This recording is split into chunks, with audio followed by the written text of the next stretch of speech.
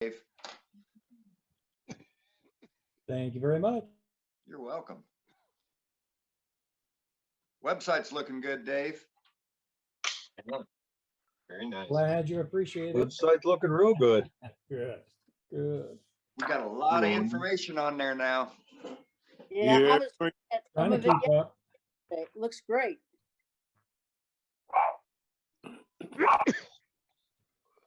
How's Australia? Yeah. Hey, Donald. G'day. Nice and warm.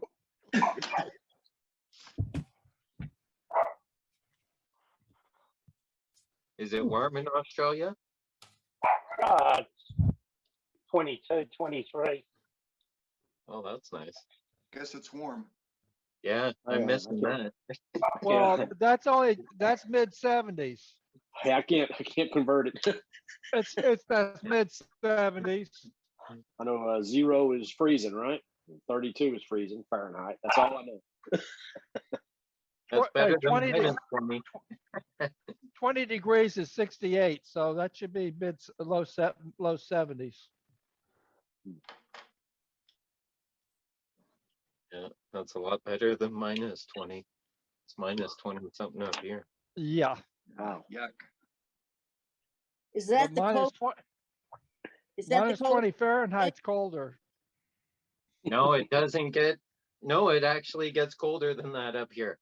Our coldest throughout the winter will probably be like minus 30, minus 35, which will be minus 40, minus 45 with the wind chill. Oh And my that's Celsius. gosh. But Wow. have So you I- had so far this year? Pardon? Did you have that so far this year? No, we haven't had that yet. We've only had minus 25 so far. But the weather is looking like it's going to get colder, so that's okay. The lakes will freeze and I can go sit on a iceberg and fish. Right? Must have a lot of September babies Don't over do there. that.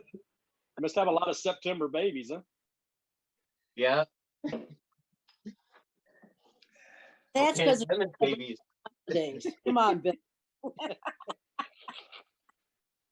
It'll be the pandemic baby boom now.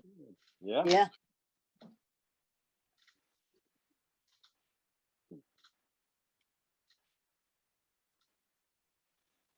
Okay, what y'all been turning this week? Come on, tell me about it. I've got a Nothing. question kind of related to that, mainly for Cabe or anybody else. Christmas is now over where we were doing ornaments, snowmen and Christmas trees. Easter is coming. Besides eggs and crosses, what would my relatives start hounding me for the day before Easter, and I have already lost time to make anything? So You what, do little bunnies. what are people looking forward to, or what are requesting for the Easter or anything between now and then? You could do wine stoppers. You could do little bunny figurines.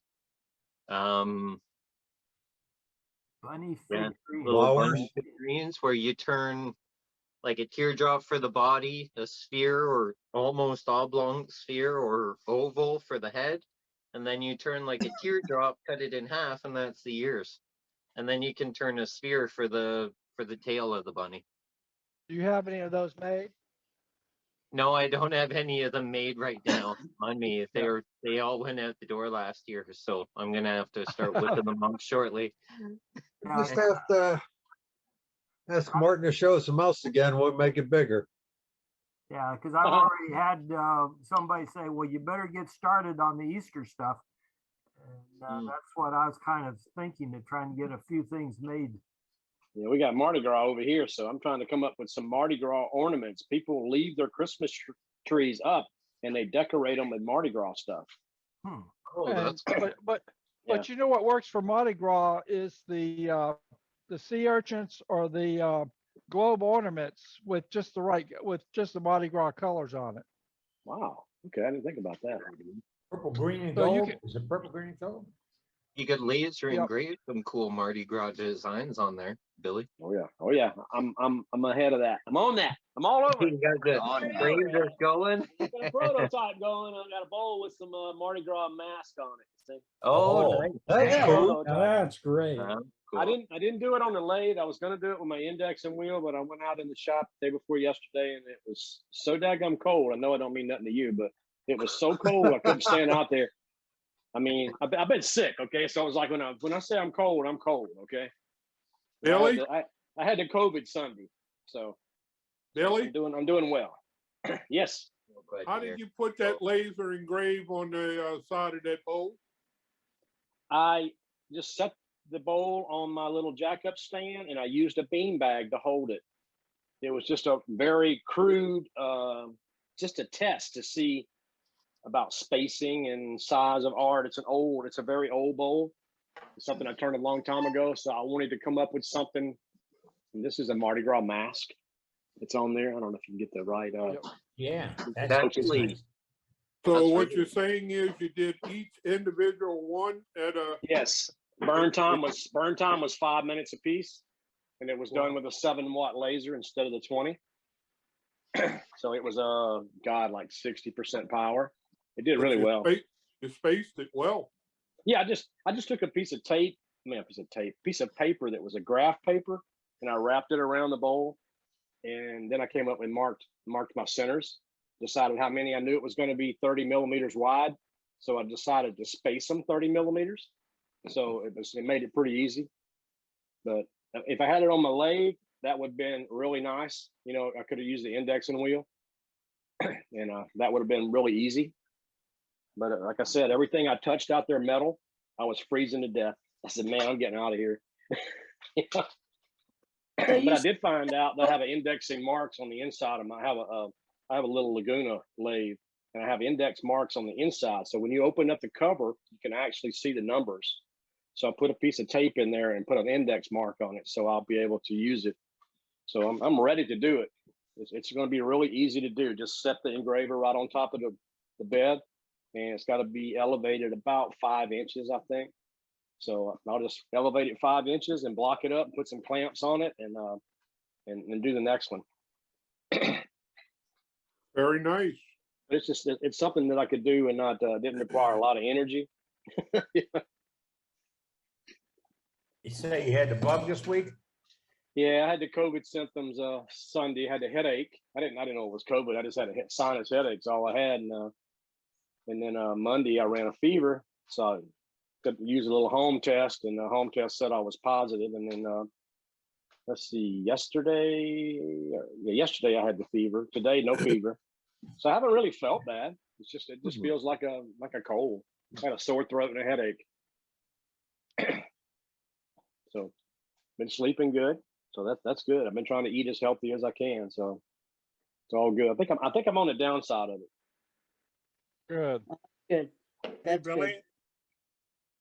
Yes. Billy, how do you take and make a file and save it to your computer and then reuse it for your laser? Well, I took the artwork right off of some free line art that's on the internet, Yeah, and I have a Windows computer that I use for my laser, so I actually took it on my Apple computer, downloaded it, and put it on my desktop, and I use Microsoft OneDrive or whatever. It transfers it over. But if you were on your computer that's your laser engraver is used for, you would just drag it to the desktop somewhere and drop it off, and then you would just bring it in. I'll bring it in as a JPEG, just a JPEG file. I thought you had to save it to your hard drive or something. Well, I mean, when you put it on the desktop, it is saved. You know, it's on your computer. Yeah. I just put it there because it's easy to grab. All right. Thank you. Yeah, it's just a drag and drop wherever you want to put it. I mean, you could put it on a little stick if you wanted to and transfer it around. You know. Yeah, Are you using the Niji software or the Lightburn? I'm just using Niji. You know, I've No, got a I'm new talking about- for what? That was asking that? Well, You want it? whatever software you are using is what you would use to save it to the hard drive to then be able to retrieve it at a later time. And If read you're, it. if you're in Lightburn, whatever you do, when you go to get off and you're Xing off, it's gonna ask you if you want to save it, and then it saves it to your hard drive. It don't actually save it to Lightburn at that point. But don't you have to save it as a JPEG or some other No, file to make sure that you're coming back on with it? no. No, save it in- if you, are you using Lightburn? I've tried both ways. I haven't figured out how to do it yet. Lightburn Okay, will save it in the Lightburn proprietary format. So when you'd bring Lightburn up the next time, you would just say, open the file or go recent. Yeah. It would go out and find where you had saved it to, and it's right back to where you were before. Oh, I see. Okay. Thank you. Okay. Hey, Billy? Eddie, you need to check your screen name and update your screen name. That's not Eddie. That's somebody imposter. There. We Well, were, that Saying right that was now. Fred. Oh, I That see. that Yeah. was Guys. Fred. Freddie. Hey guys, when I look at Lightburn's site, they say that they're not tied to a proprietary format. So they'll take and save things in any number of different formats, including JPEG and DXF. we So were just- just talking about bunnies and Easter ideas for turning. I just put a link in the chat. Rebecca DeGroot did a video on YouTube on turning a bunny. So there it is for you. Thank you. Thank you very much. That girl's a hoot. Oh, boy. Yeah, she is. She's a character. Yeah, I particularly like the stop motion videos she does when she makes figures. Billy, did you get, oh, what did I get going here? Got your camera flipped Gotta go around. back to the different thing. Billy, yeah, have you had your, the shot off? I mean, if I can take this off, I'd like to. Yeah, I had 2 shots. Okay, all right. I can That's take it probably off. that's probably why it was I'm saying this. I'm on the downside of it. I figure when the fever goes away, then you're progressing. You know, so I figure I'm 8 on to the 10 days downside. after, that's when you get it, something like that. I don't know. I don't know. We went camping and we pretty much were socially distanced, but I guess we wasn't socially distanced enough. And I guess there's about 6 of us in the group. Ended up with it on the same day. When y'all were line dancing, you weren't. That's it. I don't line dance, so I'll watch. Yeah, there's video of that. That wasn't. no Yeah. The hoedown. Yeah, it wasn't very crowded though. You saw that. We picked and choose our battles, but Uh-huh. I know. Off the Murray called, they're expecting you over there anytime now. I had that garbage last year, man. It is not fun if you get the bad version. I had it for about 2.5 months. Oh no. I haven't lost my taste or anything, so I think it's a very mild run. We've had friends. It who- can go either way. Yeah, I had increased my sense of smell and taste exponentially. Other people lose it. I kept mine. Wow. No, you must have had an unnamed version then. We can name it, if they can name it, we can name it. Right? Yeah, I've only had the flu once in my life, so this is probably about the same. mild case then. Yeah. I had a flu a couple of times. More construction outside all winter long, doing to get things, catch things.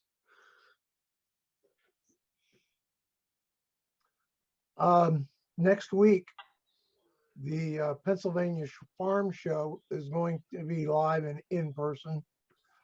Here in Pennsylvania, it is a big deal. Normally on a good year, they have about 500,000 visitors attend to the farm show. Our wood turning club demonstrates at the farm show, wood turning. And we decided to do it this year. We're taking extreme precautions, masking up. We're all vaccinated, et cetera, et cetera.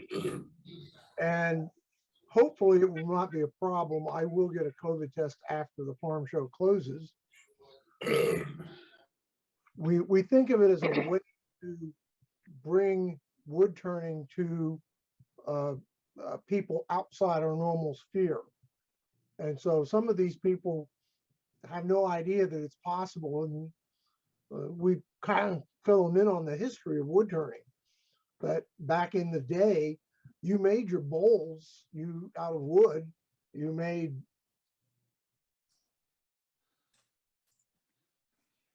We lost your audio. You're muted, Randy. sorry. And in the day when you needed a bowl, you made the bowl. You used it until it was no longer usable, and then you threw it in the fireplace and burned it and made another one. So anyway, that's what's going on in Pennsylvania today. We are going to live stream our from our demonstration area in the farm show. That's nice. Where Our in club- Pennsylvania, where is that in, Randy? The Pennsylvania Farm Show is in Harrisburg, Pennsylvania. Thank you. Any chance you could share that link with us, or? Yeah, I can. That'd be awesome. I'd love to take a look at it. We're going to try it because we're not sure it will work or not. The farm show does have Wi-Fi, but that's bandwidth intensive, so I'm not sure it will work or not. But we're going to try it. Good. And we have My a great club, the club I used to be with would do a show at that woodworking, like that flea market thing, woodworking shops. They go around the country to all the discount vendors and everybody. And we picked up about 20 members one year, just showing wood turning. Yeah, they run a wood show here, or they used to before pre-pandemic, sometimes twice a year. And that was a huge recruiting thing for us too. We would share a booth with one of the other clubs in the area and got a lot of people from that. We did about 3 years in a row, and then the wood shop stopped coming to New Orleans area because we're three-sided and they want to be in a hub of something, so to draw more. And I don't know where they moved to. It's sort of like the wood crafting Ranger stores and the other people that we don't have any down here. It's awkward, just awkward. Okay, we got a few items in gallery this week, folks. Just a few. I know you've been turning. I know you've got some great work out there. We haven't seen it. I think I got 4 or 5 artists this week on our video gallery that we'll do at 7 o'clock. I'm picking up some photographs. I received some today. In fact, Tim Hatch, I have 9 I got through Doug, Dave Rhodes, our webmaster. He sent me some that you filed with the club, and we're still looking to pick them up. We put them in our newsletter, use them in a promo. In fact, the promo's ready to go to the air right now. I just, retirement is, I got busy on nothing, didn't get it up. I'll get it posted tomorrow.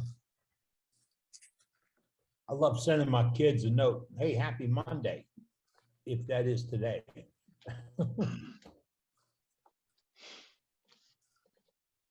Well, we got a couple gallery requests coming through already. And speaking of Tim, let's go ahead and head over to Tim and see what it is he's been making. Tim, hey, good evening. Hey, so I did go online to Worldwide Woodturners and saw a video that you posted of Trace giving a sharpening demonstration. So I broke my gouges out and went ahead and I turned myself a little bowl. Looks pretty good until I caught the corner. But I was able to get it down to just less than 1/8 of an inch. And I was, sharpening up the gouge and I got bumped by the doggone shop dog. And yeah, the bowl exploded in my face with the face mask on, but it was fun times turning. So Tim, Uh, that's the you first said time you I've won heard a it. dog being blamed for a turning episode. well, I do have the old big lab in the shop with me occasionally, and he does like to come see what I'm doing. But I did want to give a shout out to Trace. That's a great video. I thought I, was able to sharpen things with that Wolverine jig, but after seeing the way Trace did it, I tell you what, I like his method a heck of a lot more. And you talk about some sharp gouges doing it his way, buddy. I'm gonna tell you what, things are just flying off the lathe. So I appreciate it. Yeah, we saw the one that flew off the lake. There it is. Appreciate the kudos. Right on. Thanks, Tim. Now, Tim set one in for the gallery that's going to be on a video gallery tonight. And it's almost transparent. So I guess he was trying to go one step further and really get some transparency. Who we have up next? We got Hey, Bob. Eddie, actually, sorry to interrupt on that. That is a piece of pine out of my backyard from an old stump. I live in the old burn area in Bastrop. And that was the final bowl of the day based off of Trace's sharpening skills that I watched on the video. And yeah, you can actually see through it. It's transparent to some degree. Beautiful work. All right. I think Bob Grinstead's up with a little something for the gallery tonight. Is that right, Yeah, Bob? hey guys. I was talking last week or mentioned last week that I was trying a spiraling jig. Anyway, that didn't work out too well, but I was able to go ahead and make a fluted deal. This is pecan, and about 12 inches by 3.5 or something. But I wanted to show you the jig that I had that I came up with. If you want to let me share a screen here. Yes, sir, you can. Yes, sir. There you go. It's starting to share now. That's what I started with here. This is actually the spool, I guess, that I was trying to use. These are really too large for what I was trying to do. If you actually look at it and try to figure out what to do, most of what I have here is too large. It's if you want to turn it 1/4 of a turn, then it's the distance that you move is the distance around this wheel 1/4 of a turn. So, 1/4 turn around this thing is quite big. It go way out there. But anyway, it was a string deal. It was put out by Rick Tucker, I think, talked about it one night. And I think this is what he had in mind. I'm not real sure. But it sounded like it, and it did work. There wasn't anything wrong with it other than me, probably. The string goes around this thing. I went like 3 times to make sure it would hold good, and it just goes on around the jig. This was an index wheel I put on here, but there you can see how the string hooks up and to the router. One problem with this that I had is this string was on the corner rather than the middle underneath the bit. And the other problem is that I got several problems here. The other problem I have is the bit's too big. You see that 1-inch bit, he's trying to take a chunk every time I move it. So that didn't help anything. And the other portion is that this router sled that I have is not stationary, so it can turn any direction you want to turn it. And I found that where this thing was tied up here, it made the router sled, the back end, able to move too much. I mean, it doesn't take a whole lot to make it swing, and when it swings, of course, the bit swings, and you can see where the bit, swung out in different spots here. So anyway, after a couple of tries, I stopped that. I said, I'm not going to do that one. But if I did it again, and the weight, let me talk one more thing here. The weight, the string wraps around, and the weight that keeps it pulled back, keeps the router pulled back to its corner, it doesn't take a whole lot of weight. That's just a clamp, one of those hand clamps that you on the string that's pulling it back. But that probably was okay. It's probably my swing and the motion of this thing. There's a better close-up of that mess I made. But anyway, there's just another one of the string. And I'm not sure this is what Rick was talking about, but I think it is. I think he's on here tonight. Maybe he can explain it. Hi, better. Bob. Yeah, this is Rick. That's pretty much the idea. I like your idea of wrapping the line more than once around the spool. That's a good idea. Yeah. I would suggest on the router to make a clamp it somehow to your sled. And so then when you move it, the router won't move. And if you want to set the depth, good idea is just to use popsicle sticks and put them on there, how many ever you want to go deep, and then touch your tool to your piece. And then pull out one popsicle stick, two popsicle sticks, however you want to go deeper. That way you don't have to make one deep cut. Sure. I actually have a stop here. You see this piece here? That was a depth gauge that I had set up, and the router itself is tied to this. There's a little thumb screw on this side that connects it to this router sled that I made. Okay. But still, it turns. It twists too easy, and it might. I don't know. I'm just guessing that it's because of where I've got it tied to the sled. It's over in the corner rather than under the router bit. But I think if I had you look at some of the other guys that have made these sleds and made this type stuff, spiral and jigs, they've got some that actually are on rails where it slides in and out. It's not going to slide. It's not going to twist on you. What I do is I just have on my platform, I have a rail that is clamped on to the platform so that the router can slide along it. And one thing you might do on it is put a couple of screws on the front of the rail so that the chips don't interfere with the depth. And so you have two points that glide along that rail to keep it steady. Yeah. Yeah, that sounds like a good idea. I like the idea of the rail. That sounds good. Keep it from trying to twist on you. Yeah, and then also on your platform, I've seen where you can, without the pulley on there, you can take and make a inclined plane so that you can cut an angle just by sliding up at say 20 degrees or 45 degrees. Right, and that's what I did here.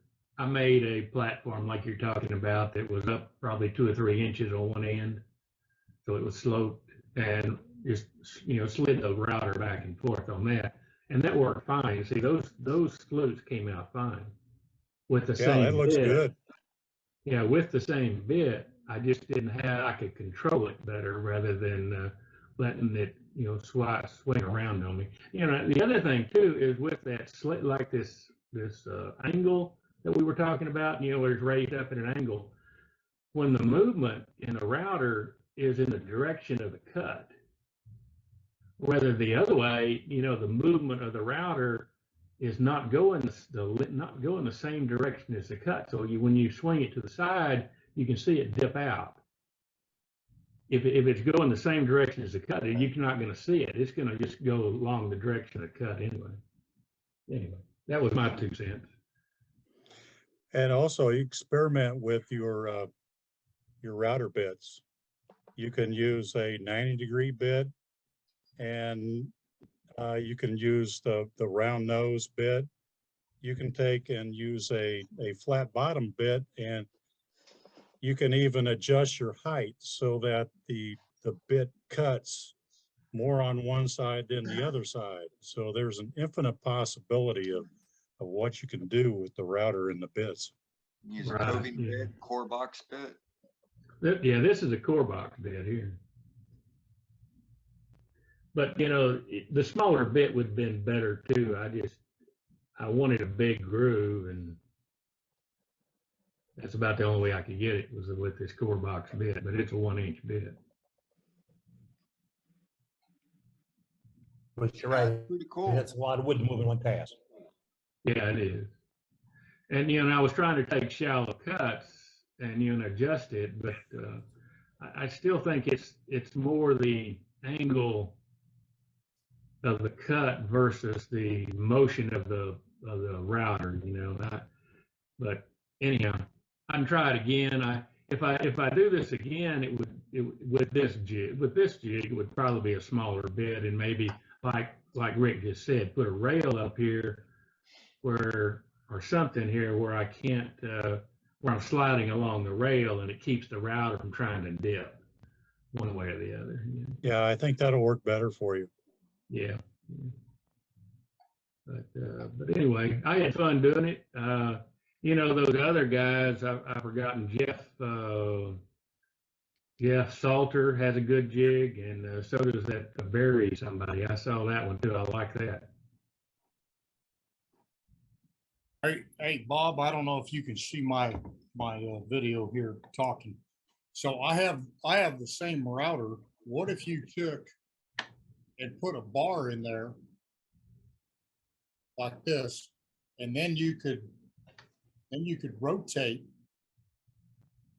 along that bar, and that'll give you that pivot point that you're looking for. I'm thinking of doing something like that with my jig. This is just off the jig we did the other night, but any type of pivot point down here in the bottom, that'll give you that arch that you're looking for, I think. Right. I don't know. I haven't tried it yet. That's on my to-do list, but it might be an idea. Yeah, I think that'd work for the arc like that. I think that'd be fine. Anyway, that's it, guys. I had fun doing it. Thank you, Bob. Appreciate it. Yeah. One of the We got a lot going on here. in the Lancaster area wood turners. One of our members named Barry, I believe, came up with a jig very similar to yours, but it's a plate that he puts on his lathe, and it has a G2 belt commonly used in 3D printers. The pulleys are readily available. Yeah, that was Barry. Let me find it here. Or it might not be him, but I know Barry's got one like that. This Barry is in Lancaster, Pennsylvania. Yeah, it's probably the same guy. It's Barry Kerr. No, it's Barry Price. Yeah. Yeah, and his jig, I like his jig. He actually has two videos out there. The one that was put posted in the chat last week. If you look down in the notes, it leads you to another one, and the other one is the one that has the belt like you're talking about. And I really like that jig. I like the idea of the belt where it's not going to move on you. Okay. We'll keep trying. Yep, keep trying. That's it. Thank you. All right, Brenda, back to you. Hey guys, Hey, Brenda. hear me? Yep. Yep. All right. I got here a little piece I've been working on. I smashed my finger last week. And this is what I ended up with. Yeah, it looks Got a good. Band-Aid? It's nice and shiny. I don't see no red in there. Yeah. It got dark. Can you see that face right there? You can't see it with the Oh man, don't get us started. Come on. Yeah. It looks like it's been. Good jack-o'-lantern. Yeah, can you see it now? See his nose? Oh yeah, now you can. You Yeah. see those eyes. It looks like it's smashed. Looks like a Frankenstein. Yeah, yeah. Got hit with your shovel. But it's That got the some part that shine to bit it, you, don't it? Brenda?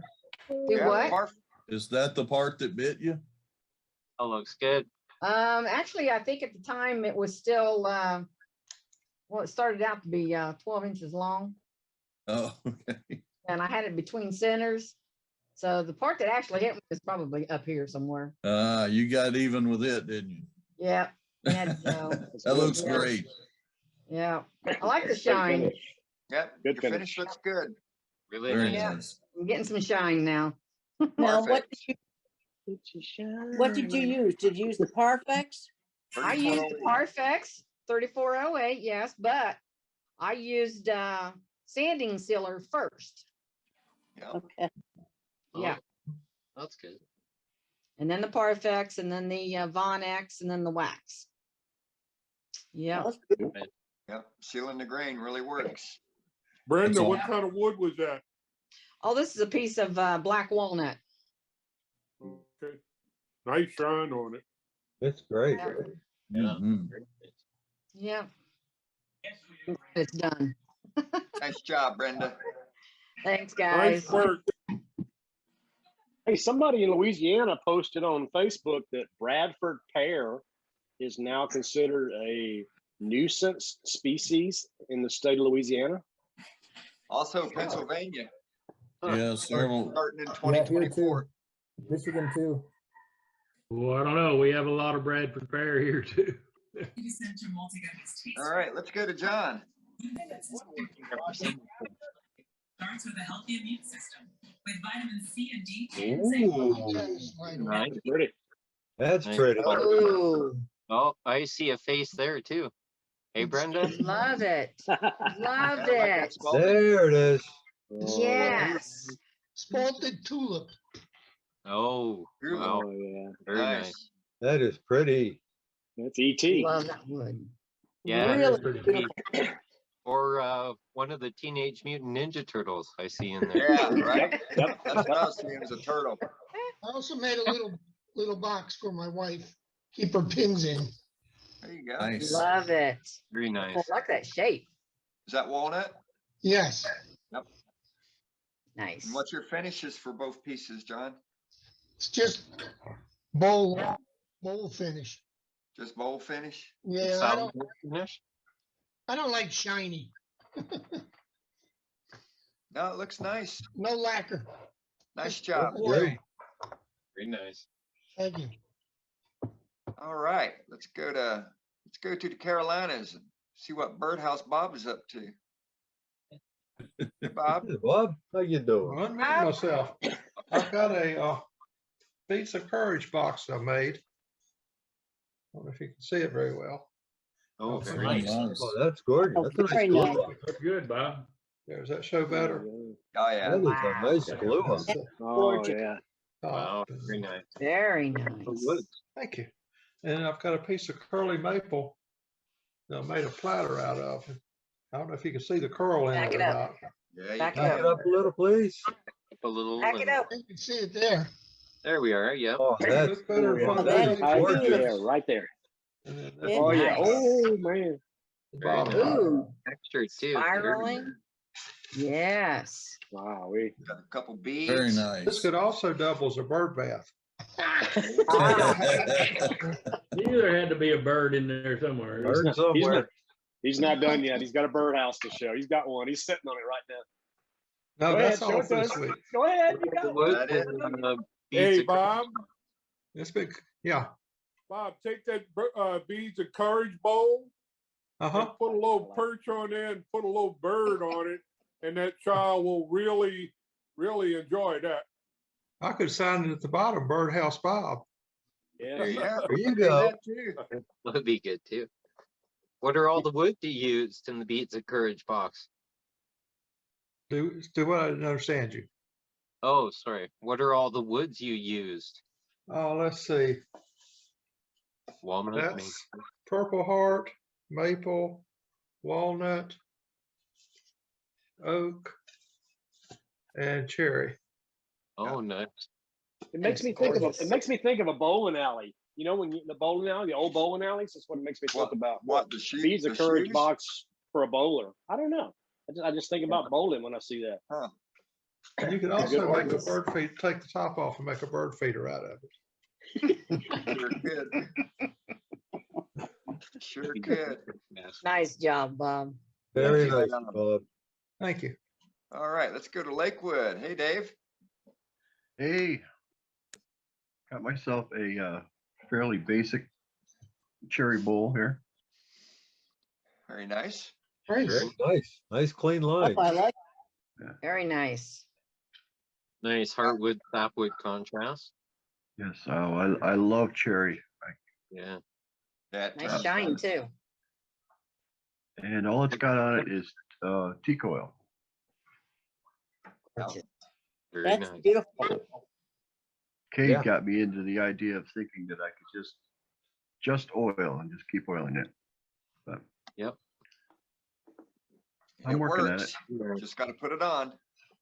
Great Yeah, work, just Dave. keep going until you're happy with the finish. Keep at it. Ryan, looks good, Dave. Thank you. Thank you. Very nice. Very nice bowl. All right. I wonder if we got some nip to look at with Terry here. Hey, Terry. Terry, Whoops, you're we muted. lost Terry's image. We lost your video, Oh, did the power go out? right? Terry, you there? Harry, There he come is. He's back. back. He's back. There we go. You're muted, Terry. There, you what Hey, happened? now you're good. I'm back. That was about the same way most of my turning went this week. I still playing with that Norfolk Island pine, and I actually got to the last piece turn today. It's not finished, but I turned like 5 more lampshades. I don't know what I'm ever gonna do with them. But I had some pieces that didn't have any character in them, so I thought I'd try to make a bowl. And I found out one thing, there's a fine line between thin and stupid. And I pretty well crossed it.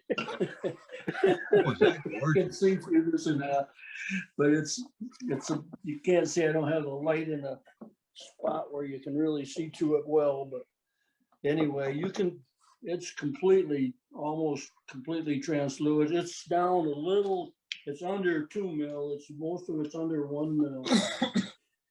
And I had it all sanded and everything, and I was using the lacquer and thinner to stiffen it up, and it started to crack. I got so thin, I could see where it was just making all kinds of little cracks in it. And I had it sanded down to about 400. And I thought, well, maybe I'll try the Parfex on it. Wrong. I don't know what happened, whether it reacted with the lacquer or what, but it flashed on me almost immediately. And I didn't get a chance to level it or do anything. I mean, it just flashed, and it was pretty much all over. It was so thin, I couldn't sand it. I couldn't get it off of there. So you can see it's all different traces and stuff. It's pretty much junk, but I won't do that again. I'm figuring out that on the lampshades, but if you can get under 3 mil, you're fine. You can see good. You don't need to get that crazy. Like I say, this is down to 1.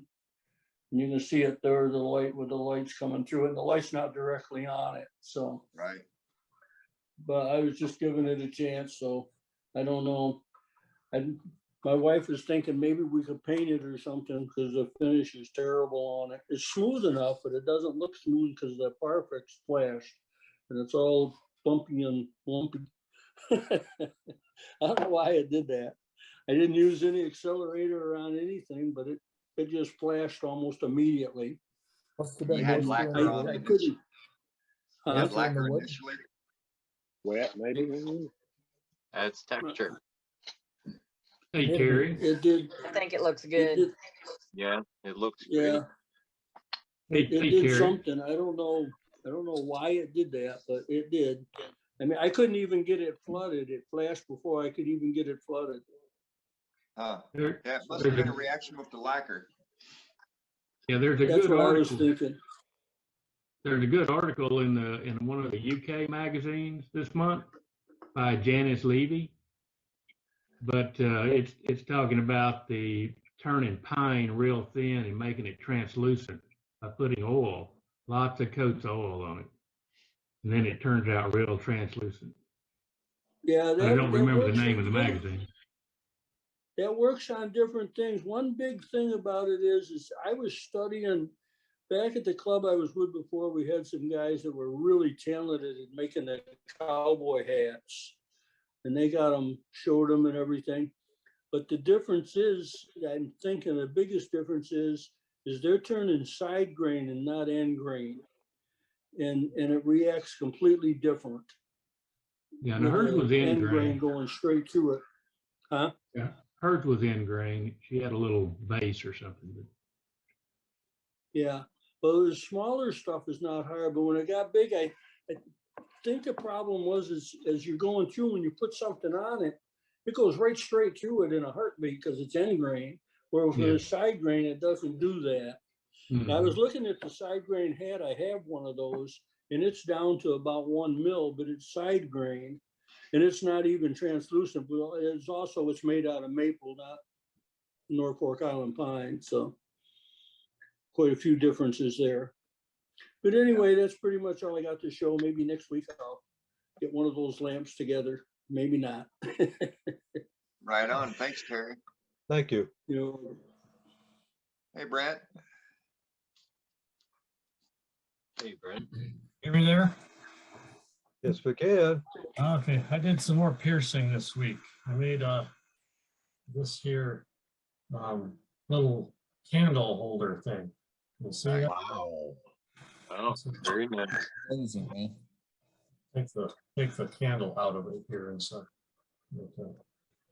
It's just a piece of juniper. It got I found this here template at the craft store, and I had to see what I could do with it and such. So just turned it down and They're very nice. What are you using to pierce it, Brent? Very nice. I got a N-Escape Presto tool. Oh, okay. Nice tool. Up when I was turning it, I used my Jameson hollowing rig with the laser on it and such. And the laser got all goofed up and it kept going out of whack on me. And I got really, really super thin. I'm like tissue paper thin on one line here, so I can't really touch it. It's about to. It's like Terry said, stupid thin. So it's Wow. But that is beautiful. That is great super looking. awesome.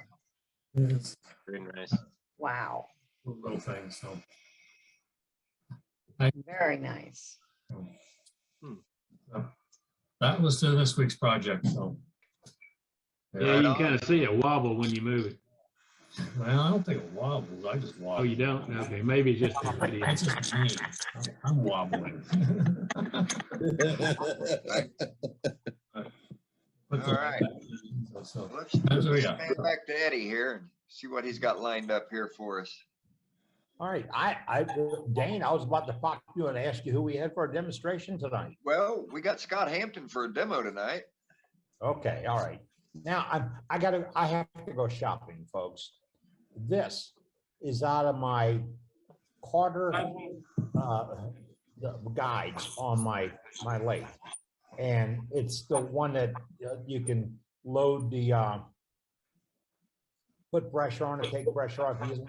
These are the guide bearings that go. There's 2, 4, 6, 8 on the guides. And mine apparently have frozen up or died, and I can get them to move a little bit, a couple of them, but I need to replace them. Does anybody have an idea what the model number would be or the manufacturer? They're so beat up. Pick up the phone. Pick up the phone and call the place in New Orleans. It's called Dixie Bearing. Dixie Bearing will hook you up. Dixie Bearing. Eddie, can you show it again? Eddie, can you show it again? Corner. Yep. Eddie, there should be a number on that black side, on one side or the other. But they're not readable. I mean, Eddie, what size is that bearing? Is that 6 mil by 1/2 inch? It is. Hold on, I gotta get back to my worksheet here. Or It 8 is, mil? Eddie, you have 8 of those 8 mil by bearings. 22 mil. I'll put you a link in chat. I just bought some for my bandsaw about a month ago. Oh, thank you. I appreciate that. Who did Billy say go to Dixie? Dixie's on the corner, Billy. Yeah, we used to use Dixie when I worked in New Orleans. Dixie was really good prices, and you just tell them what you needed, and they'd ask you the numbers off of it, and it was really good to work with. Eddie? Hey, You have 8 of those bearings. None of them have a number? 4 of them I can't find. I can't read the number on them. But do you have one that has numbers on it? No, I can't read them. You can just mic it out, mic out the outside dimensions and the inside dimensions and the thickness. That's all they're going to ask you. Yeah, bring They it can to they can Dixie. match it. Yeah, they'll match it up for you. Yeah, they'll Take it come. down there, they'll fix it. That's just what I was take it gonna over say, there. just take it down. Take it over there, they'll get it. Yeah, since I brought equipment in this week, I've been going through, I don't have the power settled on for bringing it in the house, but that's what's behind me right now. Nice. Isn't it nice? Nice. It filled a little bit of the room. I have more room walking around this than I had my whole shop. What is that in the window back there? What is that? It's called an air conditioner. I thought some kind of dust you collector. sissy boy. Yeah, and down here, that's called a heater.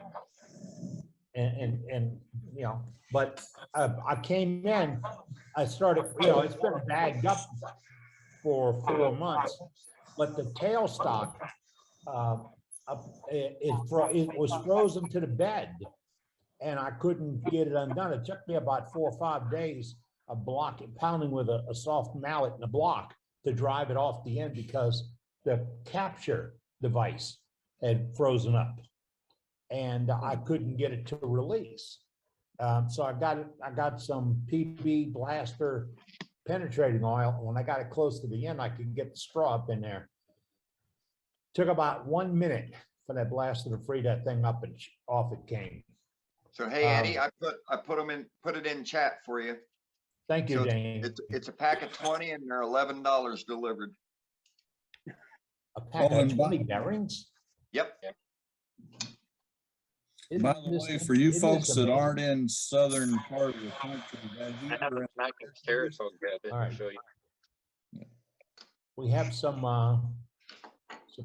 overrunning on audio. So if you come back and you're muted, just unmute yourself, folks, because we had a little bit of everything happening in the background.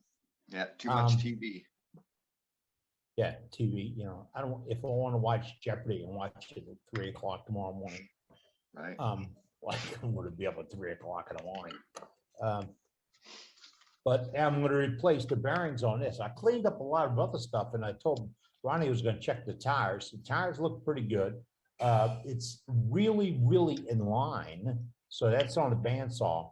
The drill press, I tightened up on this, the recoil, and I cleaned up the quill and all. So I'm all right. But right now, while it's in the shop, I'm just playing with everything. I need to get under the house.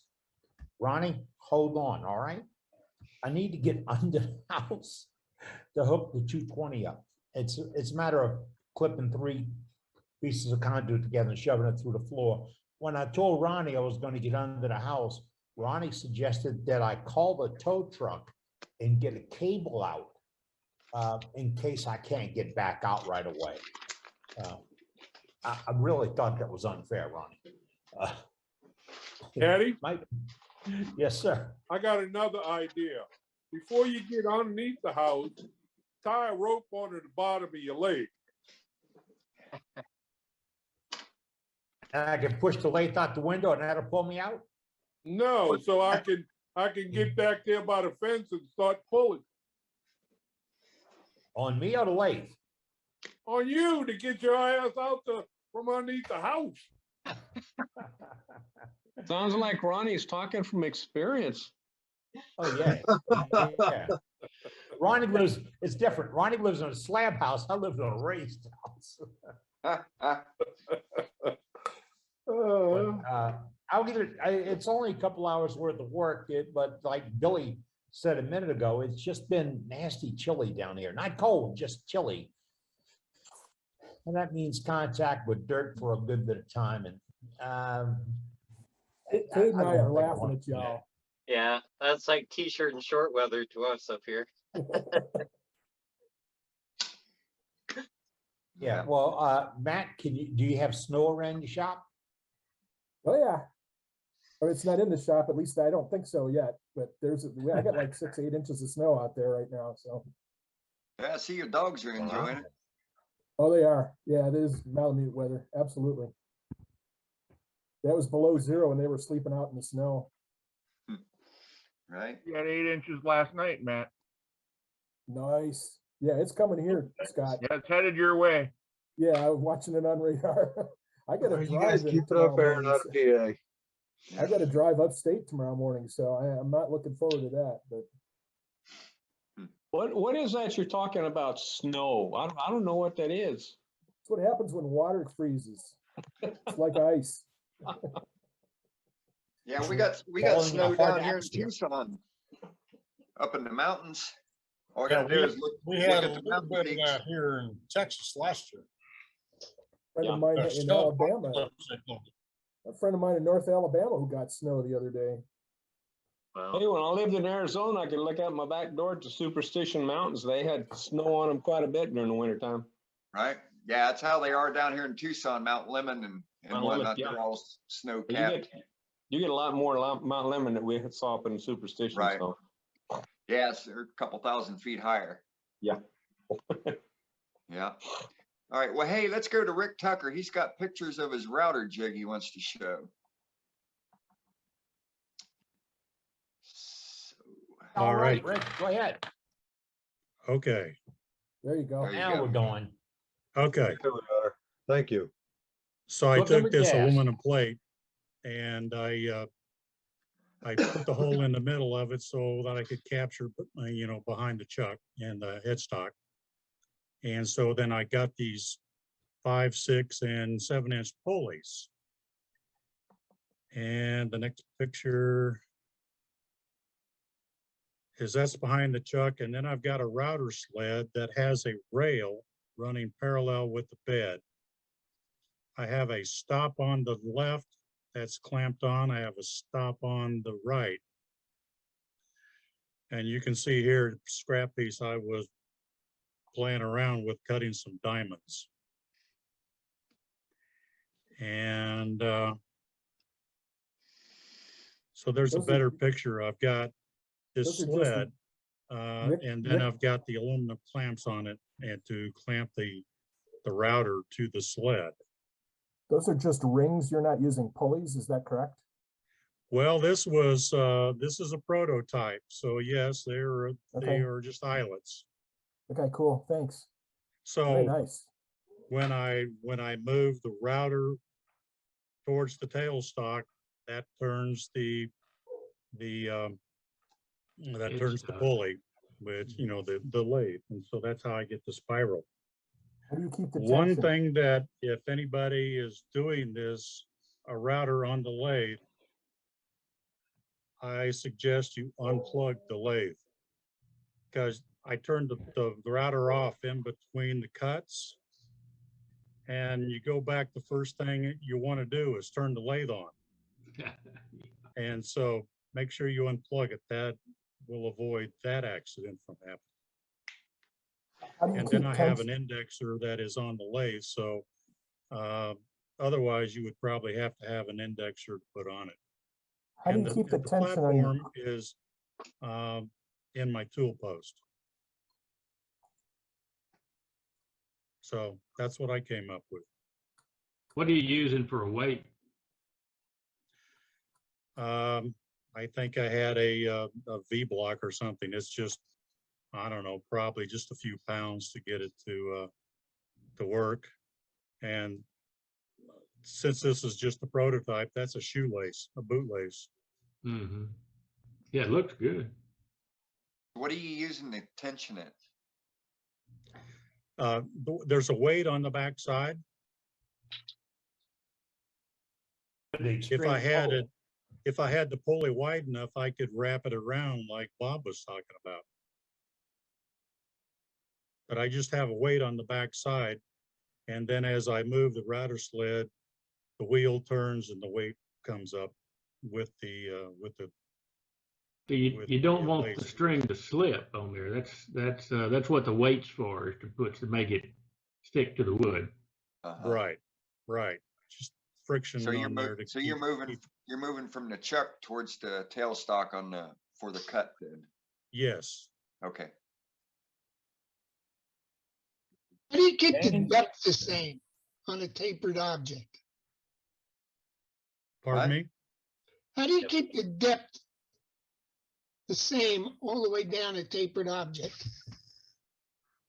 Well, I just, like I said, I set popsicle sticks between the router sled and the back rail. And then I touch the tool, the router bit, to the material. And I rotated my platform so that it was even all the way along the workpiece. So the And then I platform took- is parallel to the workpiece. Parallel to the workpiece, yes. Oh, okay, got it. Yeah, Beal, one of the things Beal had is they have a pen, what they call pen turning lathe, and does ornamenting, something like that. What they came up with, they'd had a bushing around the bit, and that's how you set the depth. I thought that, boy, that was a really cool idea. I mean, obviously this would have to be a pretty big bushing, but you know, if you only wanted out to be a 1/16 or an 1/8 or a 1/4 of an inch, you'd set that thing, and then you'd rub it across the outside, and the bit would only cut down that particular size. Yeah, that was my problem. I couldn't find anything to make that bushing out of, so. My bushing is made out of a piece of nylon block, fits right on the end of the router. And it actually rides alongside whatever you're cutting the flute into. So it keeps it at the same depth. Yeah. I Well, actually have. Wouldn't you have to keep something that tensions it? Let's say your curve is not straight. You know, you're cutting flutes in the side of a vase. Wouldn't you have to keep it tensioned towards into the piece then too? Well, you can cut a board that is the shape of the highs and lows of that curve, and your router base follows the curves of that sacrificial board that you mount to your lathe bedway. Right. Right. Yeah, I've done that too. Okay, all right. All right, Either cool. that or the nose piece that we were talking about earlier, that does the same thing. Yes, it does. Well, like Cade was talking, you could have that piece, that sacrificial piece or a fence that you would guide along anyway. You're working with a straight edge right there. If you'd modify that sled to follow a sacrificial or a template, you can do whatever you want on the edge of that, because that's going to control it like it does now. Yeah, that's what Rick was talking about earlier. And you can set it so maybe it's deeper on one end and then it runs out at the other end. So the spire itself will taper from full size to just leaves the workpiece. Yeah. Yep. Yeah. You just set the sacrificial piece to follow the taper to get whatever depth you desire. Well, then you can move it a little bit more so that it comes out of the taper. Yeah. Yep. Possibilities are endless. Infinite possibilities. That's very cool. All right. Very conceptual. Thanks, Rick. Thank you. Dane, do you have that Rick Tucker in Kansas City? I mean, you may want to put that on your demonstration list, Dane. Actually, I already wrote him down on my list of names here. Oh, okay. I'm sorry. I'm behind time. Sure did. Sure did. Now We I don't just miss got to a twist his chance, arm. numbers. Now I just We got to don't twist miss a his arm. chance. If you can do a demonstration, explain. I mean, what we just now saw from Rick is how many people their minds started getting warm. You sort of said, you know what, I could, and I could, exactly, you can work on it, come up with a program, share it with us, share it with everybody, because that's how this whole thing is going to grow. Another thing I'd like to go ahead. Another Please. thing I'd like to add, if somebody wants to do just straight routing, there is a video by Ben Simmons of the Independence Woodburners. He has a video that is a demonstration that is very good. And that name again, sir? Ben Simmons. Ben Simmons. Any chance you can find that video and put that link in the chat, Rick? Yes, I can. Right on.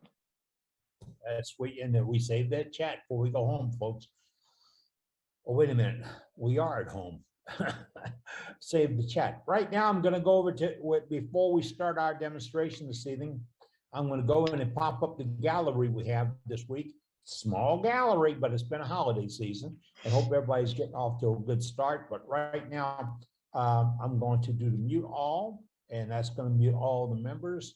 And that way we get this gallery popped up. And this is this week's art.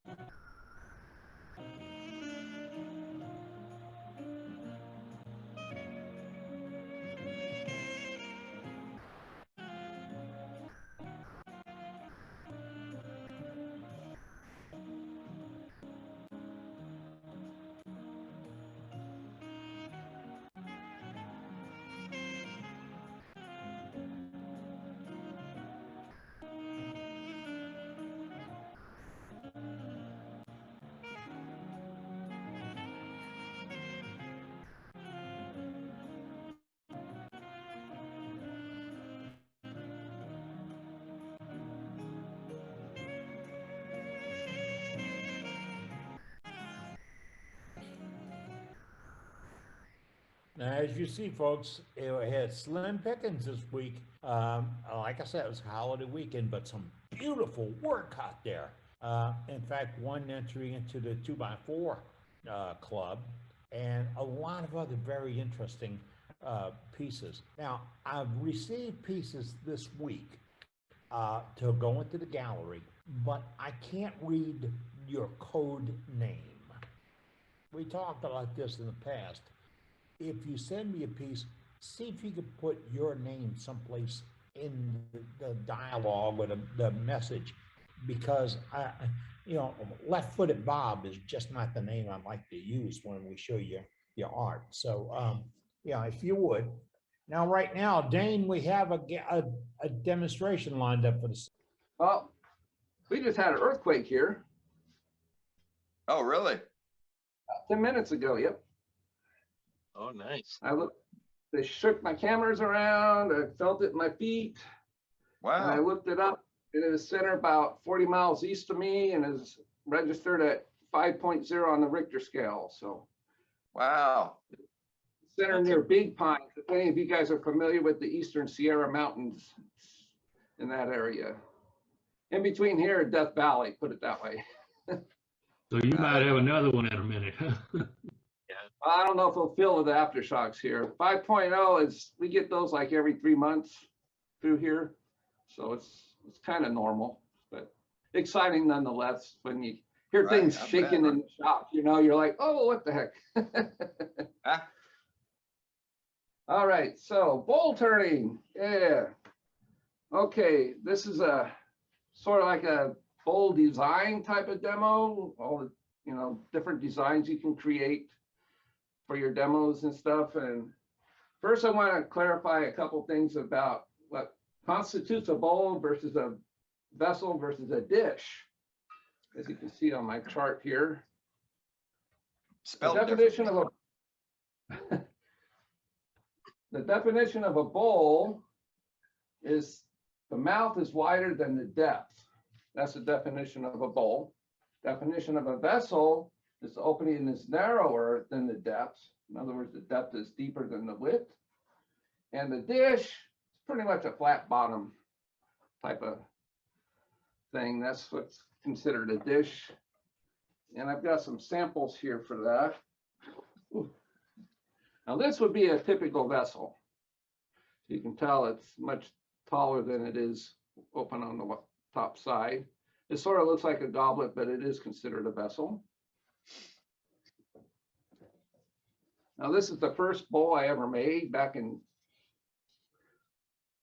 September 20th, 2000. Yeah, it's been a while. Yeah. Yeah, well, I took some classes with a local person that was really well known in wood turning circles in California. Unfortunately, he's passed on. Really nice guy, and I used to drive up to his shop up in Three Rivers, up in the foothills of the Sierra Nevada mountains. He had the shop of all shops. He went crazy stuff. But this was the first bowl, and when he let me say, when it was time, the first thing he taught me was how to use a skew chisel of all things. He put a block of 4x4 redwood fence post in his lathe and showed me how to use a skew with it. So that was all interesting. And now we get to more detailed designs. So you can see here, this is an OG curve on the outside. And I pretty much followed the same pattern on the inside, which you can do using calipers and whatnot, make sure the thickness is the same all the way through. A little bit heavier on the bottom, so it, it gives it a little weight there. And let me see here. Let me grab a natural edge. And these are natural edges. You can see the edges flare out a little bit, which is makes it a natural edge look more natural edge than totally a round bottom. It gives it more of a look that it's right off the tree. And this piece here is a lot more of a detail flare on it. And I also put stitching in it. Oh, let me turn it around. There we go. I took a class with Jerry Komoda a while back, and he showed me how to do all this. So that was really a fun class to take. And then you got the large bowls. So I'll just show one of those that I've got. This is a maple burl bowl. Pretty. And it's got a completely round bottom on it. It's no foot. That is gorgeous. It can roll around. It's pretty well balanced when it's sitting on the table. But I also made a small pedestal for it to sit in. That way it allows me to like tilt it a little bit so you can see the inside when it's sitting on a shelf. Nice. Like that. So there are Nice. all kinds of different design opportunities. So I was going to go as quickly as I can and slide this stuff back out of the way. I'm going to make a bowl with a rim that kind of curves inward to get the stuff moved. It's going to be a small bowl, nothing big. Let me move my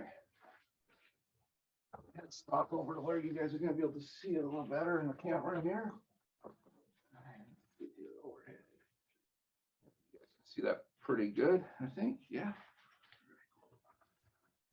I pretty much rounded everything already, and also put oh, that moved on me there. I also measured the size for the tenon, and I rounded over this, and I flattened this face off already. Save some time during the demo.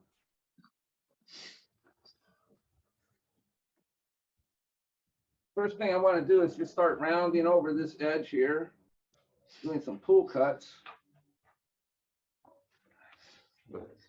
Got me a 5/8 bowl gouge here.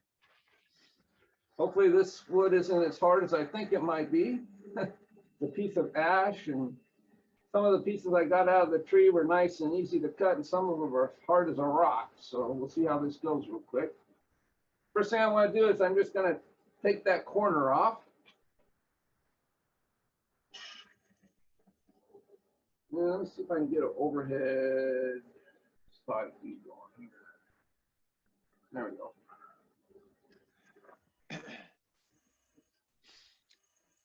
Nice angles.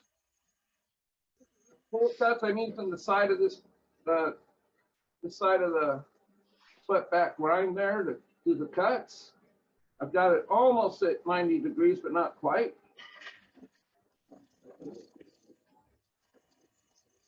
And it seems to be cutting really well, so this should go pretty quick.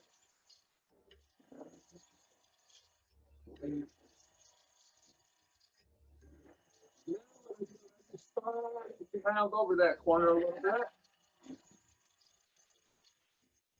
Starting to create somewhat of a shape on the bowl. Now what I need to do is I need to move my tool rest a little bit here. You want to make sure that your tool rest is at the right angle when you're doing these cuts, so make sure you move it when you need to.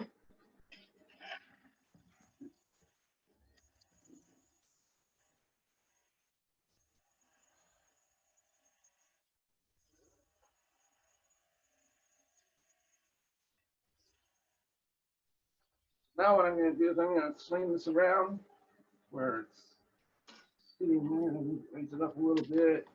I'm going to use my parting tool to start that tenon in.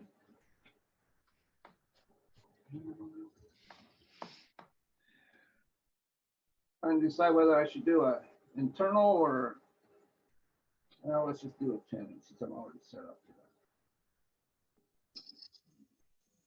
So I'm just taking my parting tool, which is great.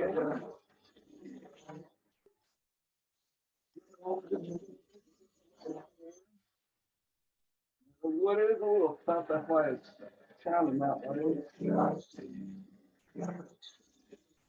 I'm using a Talon cut with a straight line, straight jaw, so I don't need to make a dovetail on this candy.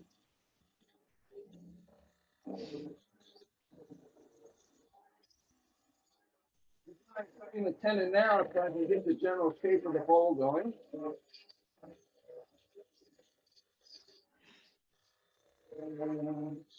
Tune up that edge there a little bit. All right.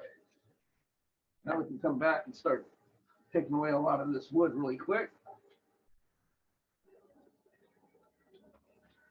And the lower my tool rest just a hair. With experience, you'll learn that the when and what position your tool rest should be in and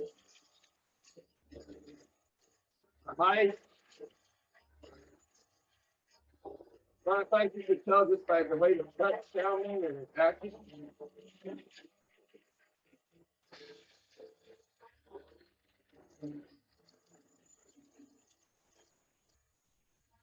I got all that wood taken away. These are all just roughing cuts. I'm just going to swing this back around again and start getting more shape to the bowl.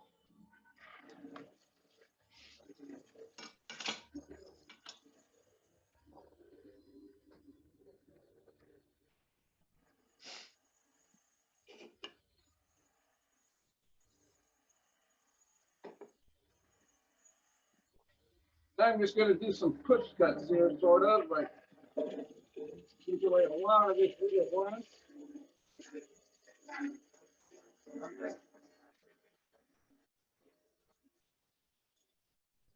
And you can see the shape. Coming on a little bit of shutter shape there.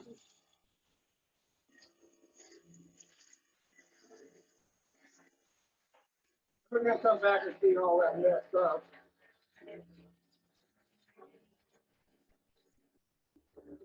I'm getting the general shape is what I'm looking for here.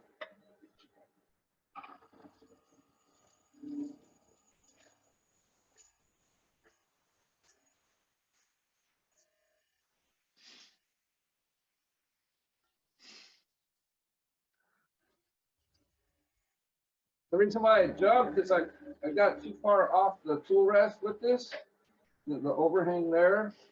I need to move my tool rest in closer. And I do want to make this area flat right here. So I'm going to grab me a spindle gouge. Which makes it pretty easy to do this with. And I'm going to just bring this in right on the tenon here. Just flatten this area out. About the only time I'll use a spindle gouge on a bowl. Clean that up. Make this area flat, and then I'm going to grab my Parting tool again and just flatten out that tenon a little better. You want to make sure that that shoulder right here is nice and flat. That's where your jaws are going to sit. If you got any little hill or something, it's going to throw your weight off because most of the jaw support comes from this flat area. I mean, the gripping, I mean, you could have a really small tenon on here. As long as that area is flat, you're much better off than having a large tenon. Also, make sure you don't make the tenon so deep that it bottoms out in the jaws. It's a very important thing to do. I've seen a lot of new turners, they think they need to make a real deep tenon, and when they put it in the jaws and clamp it down, it's resting on the bottom of the jaws and not, and the face of the jaws are not touching this area, which is what you really need to have happen.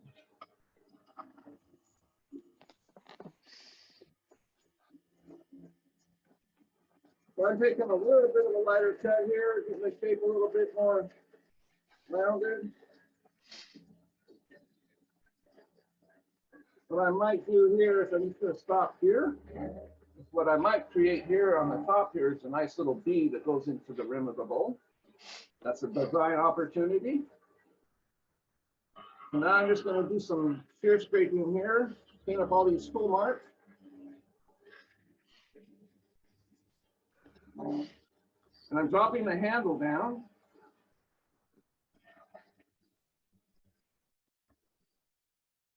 And let me see if I can get a better picture. Oh, I'm dropping the handle down right there. Switching cameras. Okay.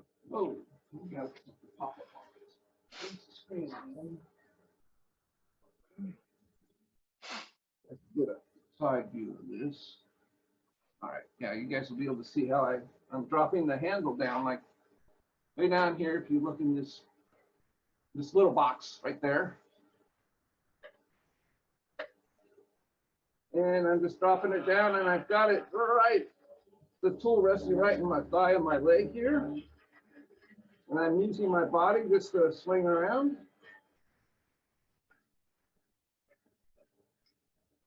And I'm still getting a little bit of a roughness there, so I might try a smaller gouge, which would probably help with that. I'm grabbing my 3/8 here, do the same kind of cut. Almost 90 degrees or 9 o'clock on a clock face here. Yeah, that's cutting much better.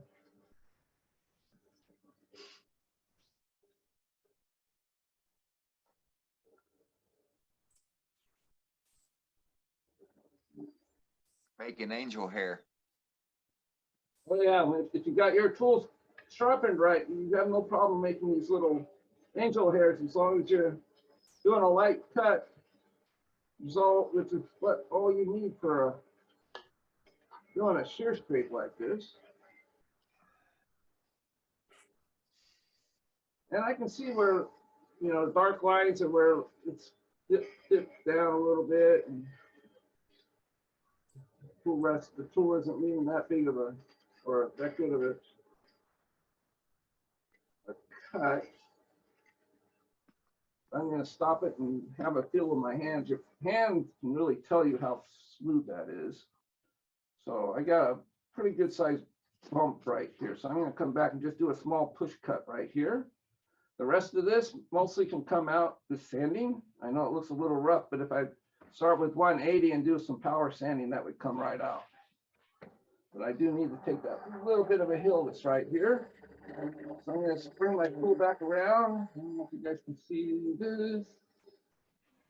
Go back overhead here. Yeah, there you go. So about 45 degrees. I'm just going to start with the bevel rubbing, and then it's going to bring it into the cut. Bring the tool around. There we go. Really light, feathery cut there.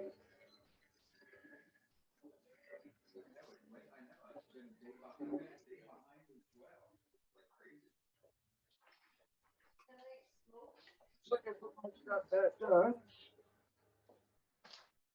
And you can see how the bevel kind of polished the wood right there.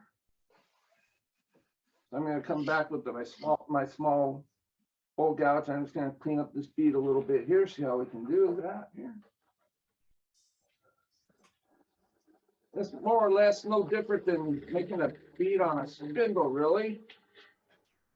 Using a gouge, just bring it in and just bring in your, raise it up until it starts cutting.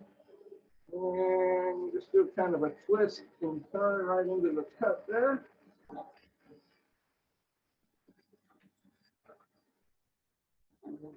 Up that area right there where it's going down. And the same thing on this side. When we reverse turn this to the inside, we can clean this up a bit more.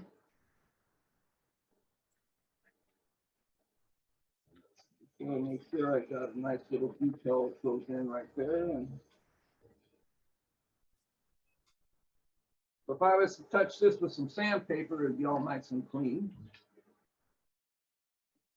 So I'm not going to go through the sanding steps because that's a whole nother demo. I'll tell you, that's a big, that could last 2 hours just on talking about sanding and then some. So I'm just going to reverse turn this and we can do the inside. And I'm going to, I did use a screw drive for this. Sometimes I put the piece between centers. As you can see, I got the hole right there for my screw center. Right in the jaws there. And before you mount your piece onto a screw center, always, if you're going to use calipers to measure your tenon first, do that before you mount your piece. Many times I haven't not done that.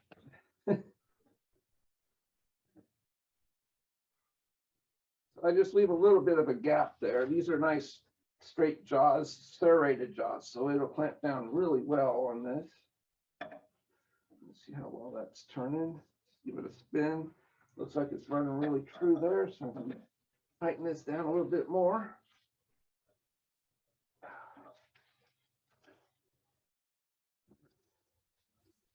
What we want to do is we just want to start working on the inside here. I'll show you how I go about pretty much making any bowl, any size. So what we have is, here, a lot of wood turners, they start turning their bowls from the center out. But what I've learned from taking classes with various professional wood turners is that the larger the bowl, the more deflection that's going to create as you get further and further into this, to where when you get to the final thickness of the rim you want, the bowl, when it's spinning, is oblong, just because of the RPMs and the stresses that you release by cutting all this wood away. And that's why when you get to that point, if you cut your bowls that way, you'll hear that distinct sound. Well, that's because the rim isn't exactly right. It's not even. And there's no way you're going to be able to even it out once you take all this wood out. The more you keep cutting, the more it's just going to get worse and worse. So what I like to do is I take my parting tool and I will judge pretty much where I want the thickness to be.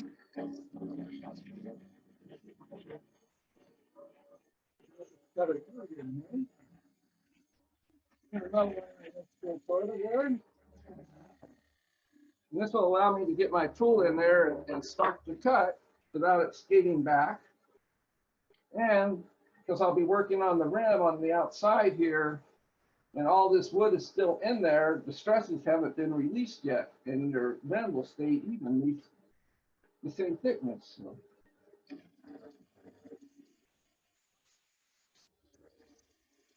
These are the 3/8 hole gouge here. And it's got the bevel on it is 55 degrees. There's a lot of talk about the new 40-40 grind, but what I've discovered with that is that's good to a point, but then once you, once you get to a certain point, because it's 40 degrees, your tool's gonna start hitting the rim, and you're not gonna be able to take a cut all the way to the bottom. So I like to be able to take my cuts all the way to the bottom without having to go get a, have another bowl gouge with a different bevel on it, and then what they call a bottom feeder bowl gouge to, finish off the bottom. Having a bowl gouge with this kind of a grind on it, like I have, 55 and 60, it allows you just to go all the way to the bottom of the bowl. So I'm going to bring my handle around and pick up that cut and bring it on. You can also see that I'm leaving steps. The reason for that is it's leaving that mass in the bowl. Cuts down on the vibration big time and makes the whole bowl more stable while you're creating the inside of it. So now I'm just going to start picking down here.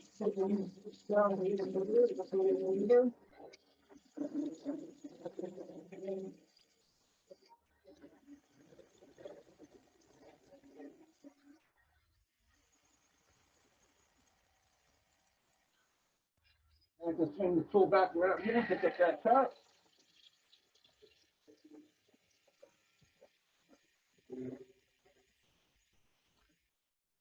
And one more. If you turn that probably is the last step when you might get a catch. This wing might catch that last step you created, so you want to stop before you get to that point. Now what you could do is you can either go across this way to get rid of the steps.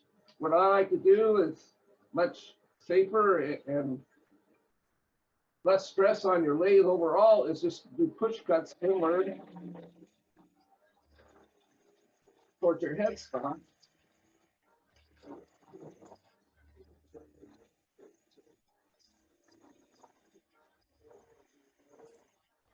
And it helps cut down the vibration when you issue cut the cuts.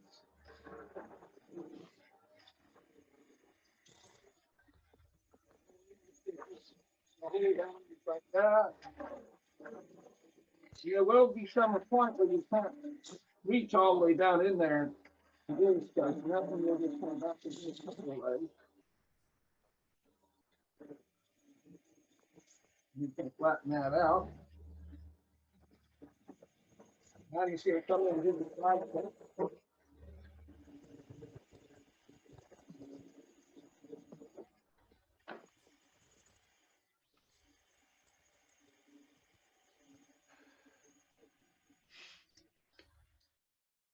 So now I'm just going to start making steps again.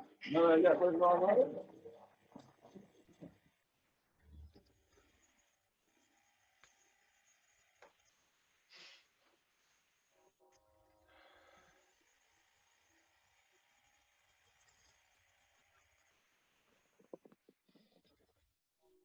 Let's see if I can zoom in a little bit better so you guys can see those cuts happening a little closer.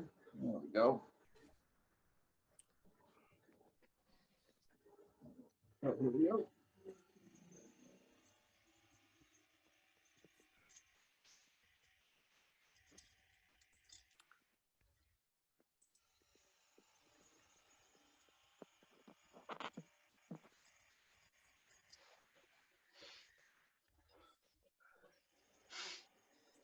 Lay towards the bottom.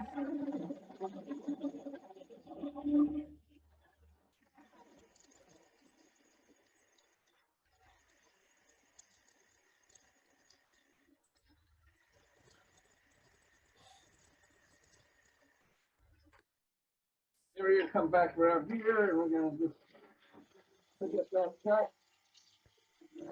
Not quite at the rim. I'm in there about ½ an inch before I pick it up.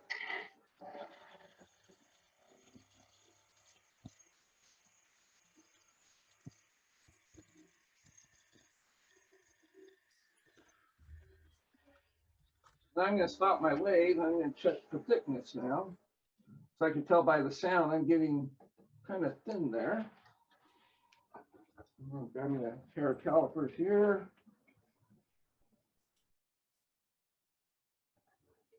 See what we're at.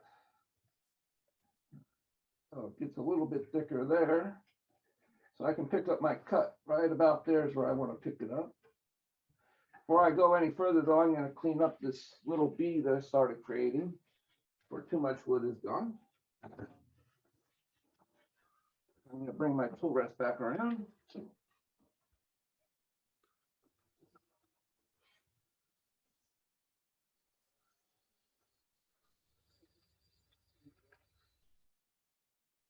Start bringing the tool in like this and swing it around.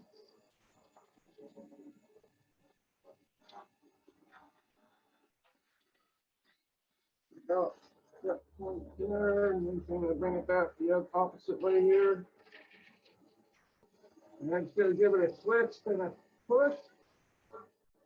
And I'll probably grab my little detail spindle gouge here to help clean that up. Oh, I got a small bow gouge up here. This is a very small bow gouge.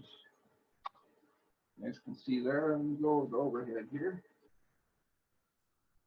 I think it's like 3/8, no, 3/8, about 1/4 inch actually, somewhere in there.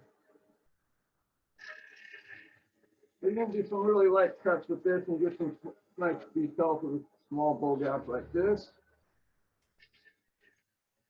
You can get down in those small spots that you otherwise couldn't with a larger bow gouge.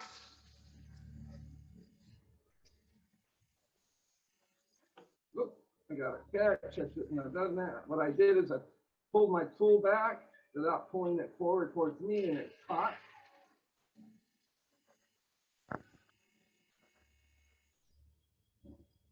And the catch doesn't look too bad. Let me stop and see if I gouged anything out. No real gouges out of it there. So I'm just going to come in here and just kind of round this over a little bit, and then sandpaper would clean up the rest of this.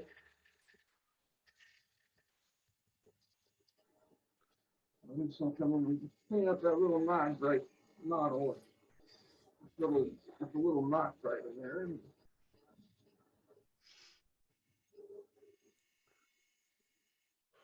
All this could be cleaned up with some sandpaper to make it more round.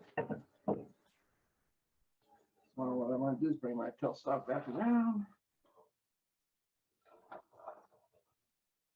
And we're going to finish up that bottom there. And I am a little high for what I need, so I'm going to lower it. My tool rest a little bit. What I want to do is when I'm cutting, what's going to happen is I'm going to start here about halfway in, about half inch in. And you'll see my tool rest come up like an arc. My bowl gouge. And then I kind of close back to the case. Let me flip your, Scott, can you flip your camera angle? Oh, yeah, sorry. No, it's okay. There we go. Sorry about that. Get going, I sometimes forget. Oh, I know what it's like. We're just going to go down these steps.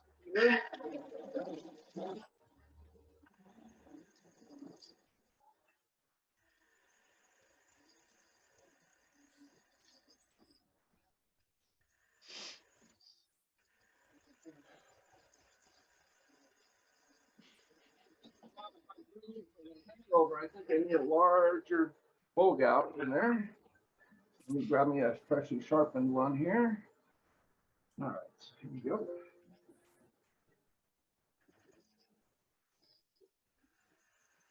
But my wing actually caught that step, which was a mistake.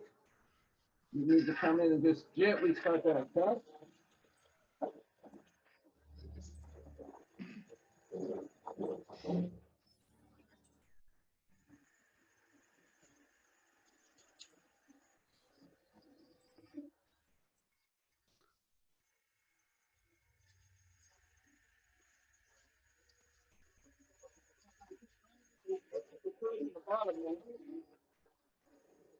This bowl gouge has the same type of grind as my other one.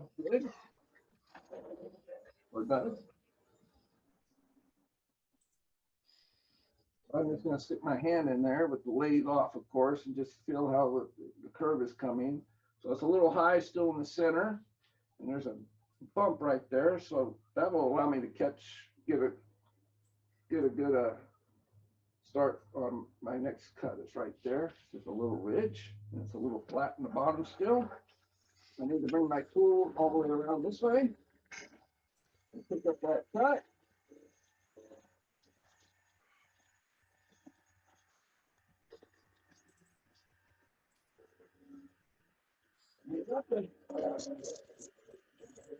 Make sure you let the tool do the work. Don't try to force it. Don't want to try to force a tool into the wood, because you are working when you're getting down into the bottom here. Oh, that curve came out really nice. So I need to clean this up just a little bit. Once you get down in this area right here and your tool is going in this direction, you're cutting into end grain straight into it, which is pretty hard on a tool, and it dulls it kind of quick. So you want to take your time, take a slow cut. There's no race for this at all, but I got a really nice curve in there now. Just a little high spot there, a little bit there. So what I'm going to do is I'm going to grab me a scraper, bowl scraper. Yeah, I use scrapers, nothing wrong with it. This is called a French curve type of scraper there, and you can follow the curve all the way around your bowl just like this, and it'll clean up any harsh tool marks and straighten out any humps or bumps that might be into that curve right there. So, one thing I forgot to mention too,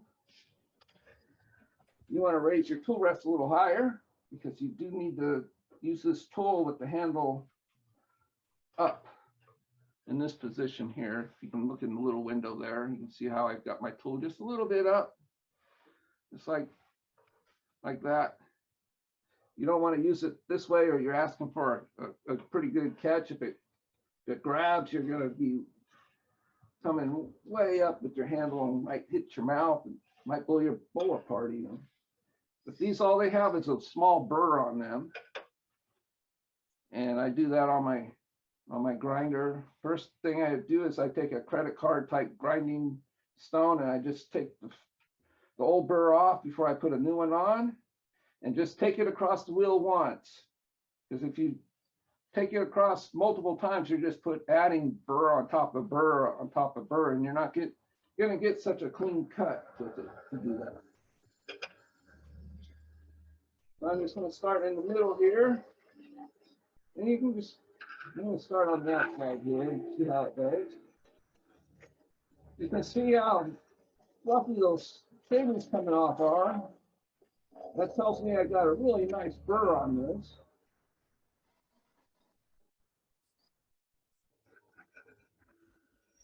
And don't forget to keep your handle raised up.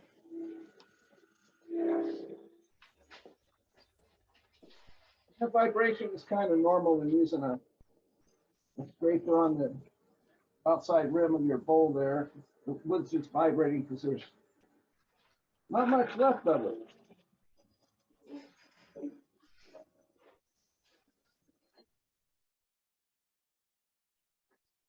We're going to take and have another. Your hands can tell you a lot about how the bowl feels. So I just got the tiniest little, whatever you call those little bits that show up in the bottom of your bowl, just a little dimple there. So I'm going to come in with my same scraper here. I'm going to come up from underneath it and then come back towards yourself with it. Up and over, and it usually gets rid of those nipples pretty quickly. Okay, so it's just got a tiny little bit left. So I'm just going to clean that up. One more time here, up and over.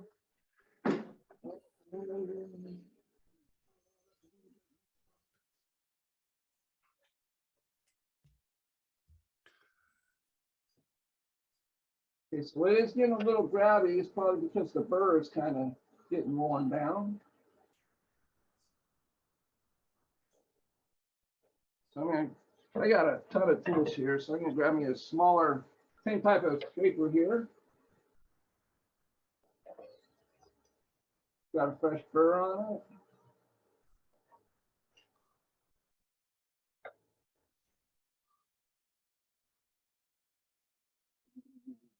Bit of a high spot there, so I'm going to get rid of that real quick. And hands can tell you a lot when it comes to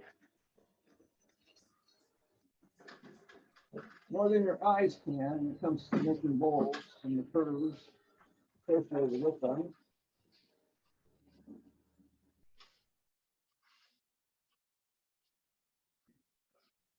A little bit right there. That's just a, just go back and forth and check all this stuff as you go. Problem with your hands to tell you when it comes to making a bowl. There we go. Feels really nice. Anything that needs to be done can be done with sanding now. And I'm just going to clean this up. So I'm going to come in and do a nice little shear cut with my gouge and clean. It's got a sharp edge and I want it the bead to kind of flow into the bowl. I'm going to grab me my heavy duty detail gouge. It's pretty thick. And just do a nice little shear cut here, gently.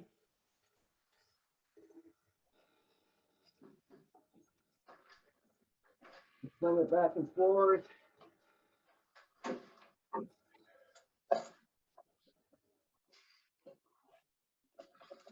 think it left a little bit of a divot right there, so I'm gonna come back with my bowl gap, my paper. I'm just gonna clean up that little bit of a, like a divot right there for some reason. So I'm gonna grab that small scraper here. I can get rid of that nice and easy into the wood.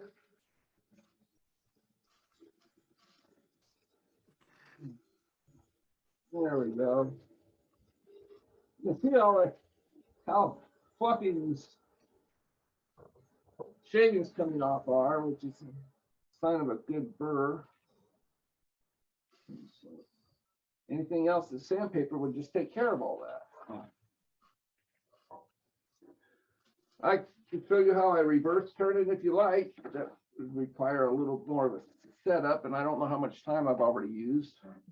Oh, you're fine. Go ahead. All right. So let's see if I can use my truck for this.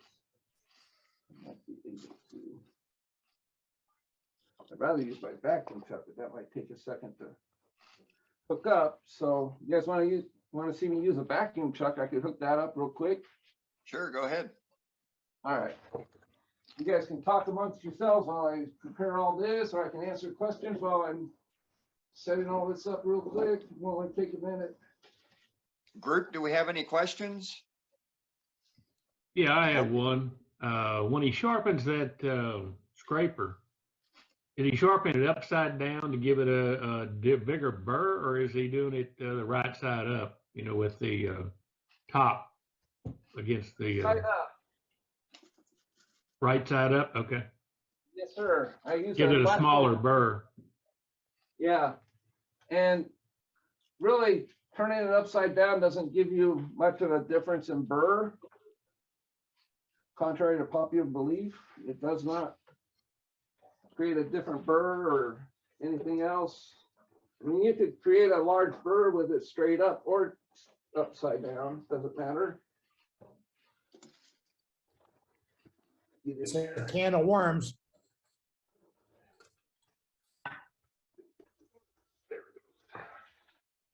Let me plug this thing in.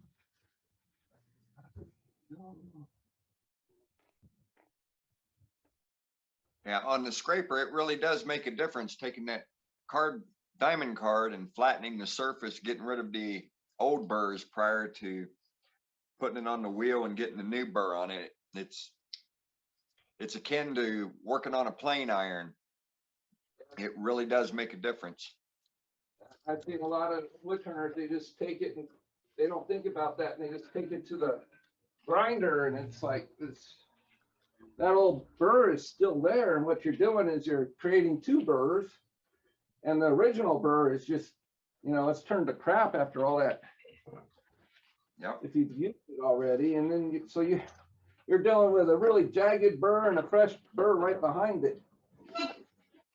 What do you think about using? What do you think about using a hard piece of metal, you know, like a round stock, to create that burr?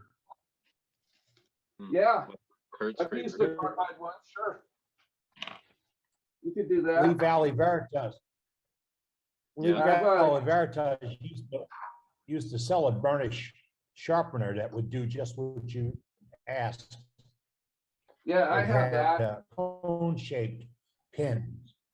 Let me grab some. Now that's good for freshening up that burr after you have the, like Dane said, you knock off that top and then you roll a micro burr on that with that little burnisher. Yep. Yeah, or you could use one of these burnishers. Yep. This is more for like the flat kind of scraping Card file. card scrapers. Card scrapers. But they work good for putting a really detailed small burr on a scraper if you're really looking for that, just that hint of a cut. You can make But- one out of hardened steel, or make one out of an old punch. Yep. Cobalt punch. Yep. Yeah. Or pick one up at the cooking store. Because people in the butcher business don't sharpen tools, they hone them with that steel. Yeah. You could also use the card hone to hone it. Use what? You could also use a small card hone just to hone it quickly, just to get back to turning before you have to really regrind it. Right. Yeah, your diamond card. Yeah. I hate grinding. That's throwing my steel on the floor. I just hate Amen. grinding. Yeah, same here. I need to bring up my tailstock center to get this centered on right.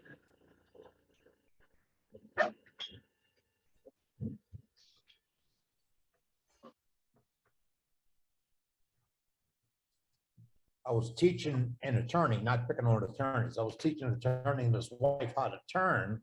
And I swear every week he'd put a 1/4 inch of his gouge on the floor. Okay, so what I'm doing here, I'm just using my center. I'm gonna put a little divot in there. My tail center, I'm just using it to center it up. Under my vacuum chuck. I need to put a little bit of a divot right in the center here. Keep that point to there. Should have marked this before I reverse turned it the first time. Sometimes it's easy to forget that type of thing. So now I'm just going to bring this up.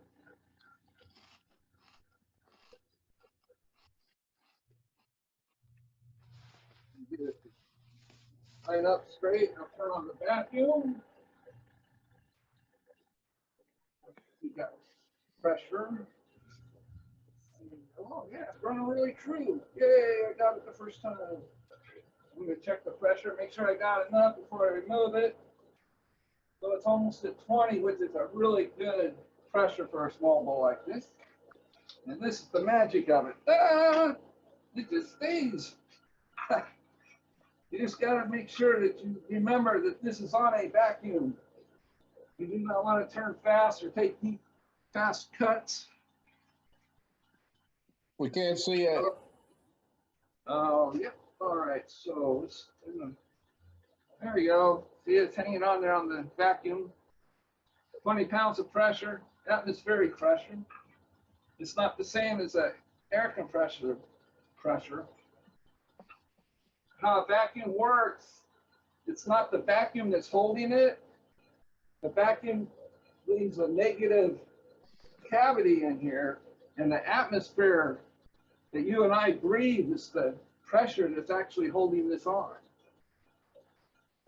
Because it's leaving a vacuum inside this whole system here. It's not sucking air, it's just drawing the atmosphere against this. It's a very interesting thing to talk about and get into if you're into that kind of thing. What I want to do is I want to just create a nice foot on here. I'm going to take it easy and not really high speeds. Okay, so it's out around just a little bit, but it's going to be close enough for demo purposes here. Pressure of 20, you're talking about 20 inches of mercury. I'm sorry? The pressure you gave was 20. I assume that's inches of mercury. Yes.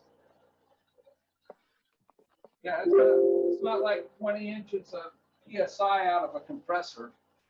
Completely different. 14.7 pounds of atmospheric pressure at sea level. Yeah. But inches of mercury, that's about 29 at sea level. If you can get like 20 pounds of mercury pressure on it, you're doing really good. So I'm going to just make some nice, easy cuts here.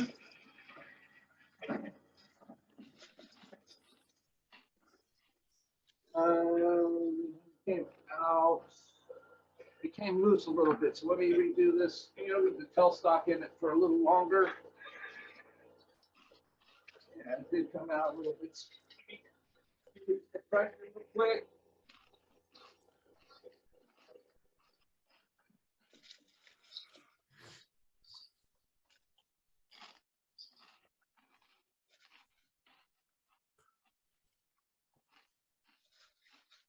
Now I'll just leave the tailstock up there as long as I can and then take it off.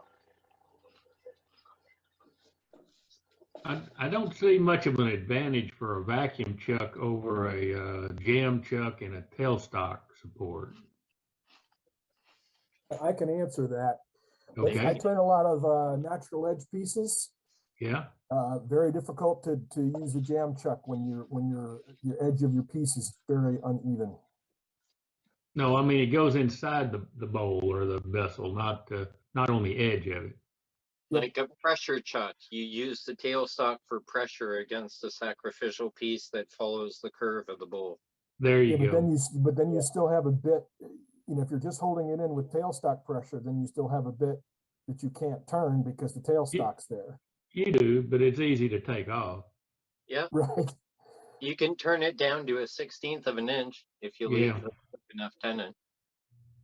That's how I do You're mine. right about that. Vacuum chuck is a lot easier though too. It's very quick. I've got I a love I love mine. finish off the bottom of the bowls. Yeah, I love mine. I use it all the time. You know, what? I sit on the middle of the fence. I love mine. I just find it really expensive for what it really is. So you can actually do it without. Right, that's me. You make a lot of bowls. It makes more sense to have a vacuum chuck. Because you can just pop these on, you know, you got a whole bunch of these bowls that need the bottoms done, and you can just pop them on, pop them on, pop them on. But the jam chuck, you have to make sure each one fits right.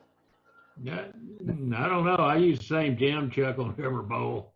It seems to work pretty good. So anyway, I'm sure there's advantages. I like what I'm doing. Oh, there's no problem with that. I wouldn't mind having a jam chuck showdown. Really.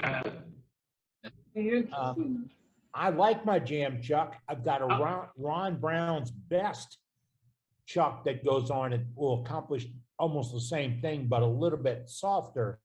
And I've got a vacuum chuck I absolutely love when I'm doing small pieces of medallions and such. So let's do a showdown. What do you think? Sure. I'll bring mine. I can't demonstrate it, but I'll bring it. Hey, let him finish the demo and then we can discuss that. Yeah. As you can see, the ball is hanging on this time. It's not moving at all. That time, I got a catch. I did. You got a good catch. You didn't lose the center. But you saved it. It didn't become birdwood. Yeah, that's good. Yeah, the vacuum did save it, didn't it? By using too large of a tool on it, And I brought it up. And it caught. So I still got that point, so I can just center it right back up. That ash has got some nice figure in it. Nice, doesn't it? It's really pretty wood. It was a. I didn't get that quite right. Nice curl. Yeah, right. This was Yeah, it's gonna have some nice shadowings once you put your finish on. Oh, yeah. This was a true. I planted this tree 22 years ago. I had to take it down 2 years ago. It got a fungus in the branches and it was just slowly dying. So unfortunately, I had to take it down. Yeah, at least it's not sitting in a dump. No, I've gotten a lot of really pretty pieces out of it. So I'm really happy that I was able to have it sort of live on, you know? Right. Might not be on the property anymore, but it's in my house. So there's not much left to take off here. There it is. John Combs. Oh,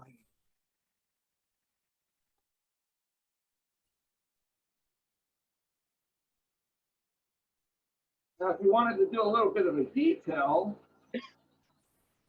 on the bottom of a bowl with a vacuum chuck, let's give this a try. Add a little flare to the foot, just a little bit with the party tool. Nice gentle cut.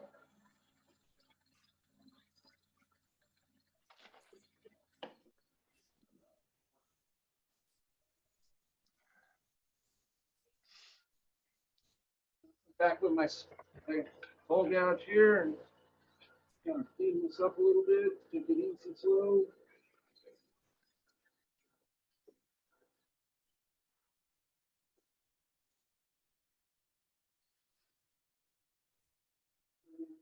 I'm going to reverse turn it for a second. So I can come up into this area here, clean up that foot a little bit. And now that's difficult to do with a jam chuck. You guys can see that nice foot in there. Yes. Having a jam chuck, using a jam chuck, you have to do this, you have to have one that the jam chuck seats on it without, holds it tight without using the tail center. Otherwise, it's hard to get your tools in there to do that kind of work.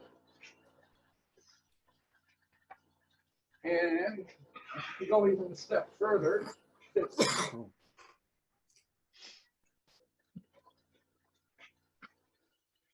a little bit of a couple lines in here.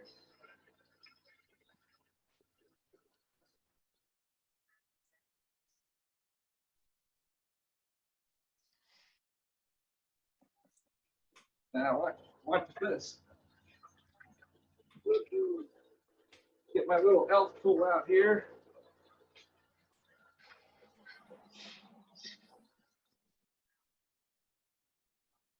A little bit of the flour in the center. Come out here and put a little bit of the detail.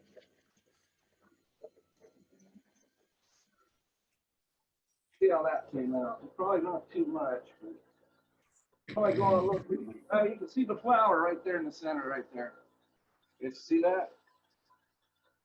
Right there. Well, that's partly why I wanted a vacuum chuck, so I could really dress up the bottom of my feet with my bowls. You know, most people won't see it, but a lot of people, when they pick up a bowl, they turn it over to see what it looks like on the bottom. All right. That's how I create a bowl with a bead on it. You guys can see there. There we go. And it's got that nice little flower on the bottom. I don't know if you guys can see that in this light, unfortunately. Now you can see it. You guys can see that right there. Yeah, we can see it. Nice. Yeah, it's got a nice little foot on there. It's gonna sit nice on the table. Just needed sanding and that would have been it. So, all right. So that Very would be nice, my, Scott. that's my demo for tonight. Hope you guys Thank you. hear what I was saying, because I was using an overhead mic instead of my usual one, but. No, you're Nice fine. job. It was good. Great job, Scott. Good job, Oh, Scott. you're welcome. You're quite So welcome. group, so group, is there any questions, comments? Be careful about talking about his microphone problem because we don't want to lose this demonstrator, all right? I'm not going anywhere. Thank you. It was really great. I enjoyed Oh, watching Scott. Very good. And so this should go hand in hand with the bowl challenge for the month of January. Yeah. Making a bowl less than 6 inches, one participation qualification, and then another bowl larger than 6 inches. And so I think this is a good demo on showing on how to get that desired shape, that outside curve, and then the corresponding internal curve to match. Now this one came out almost 5 3/4. So not bad. No, not bad at all. What'd you wind up for your thickness, walls? Oh boy, I have to get my calipers out to check that. Let me see here. Calipers. Feel like Tim Hatch reads newspaper through it. Yeah. Yeah, let's see right there. Oh, what did I do with that stupid roller? Come here, roller. It is. I didn't go really thin with it. It's about 3/8 of an inch. So not too That bad. works. That's Yeah. in the range. It's between 3/8 and 1/4 inch, somewhere in there. Yeah, it's a good cereal bowl. Yes, it is. Got a nice shape on. Yep. Hey, Eddie, you could put your steel cut oats in that. Yeah, yeah. You know, my wife would like me to do that rather than leaving it in a Tupperware. And so what I'm gonna do with this bowl is tomorrow or the next day, I'm gonna go ahead and sand and finish it. It's got ripple in it. Oh, It's yeah. got the- Oh, it's got some grain. great character. Oh, yeah. Beautiful piece of wood, yeah. Yeah. This isn't gonna be a throwaway bowl. I'm gonna clean it up and finish it up, and I'll show you guys next week how it came out, so. Right on. Okay. Hey, Scott. Awesome. Scott. Yeah. Go back to the other view and bring your ball back to the.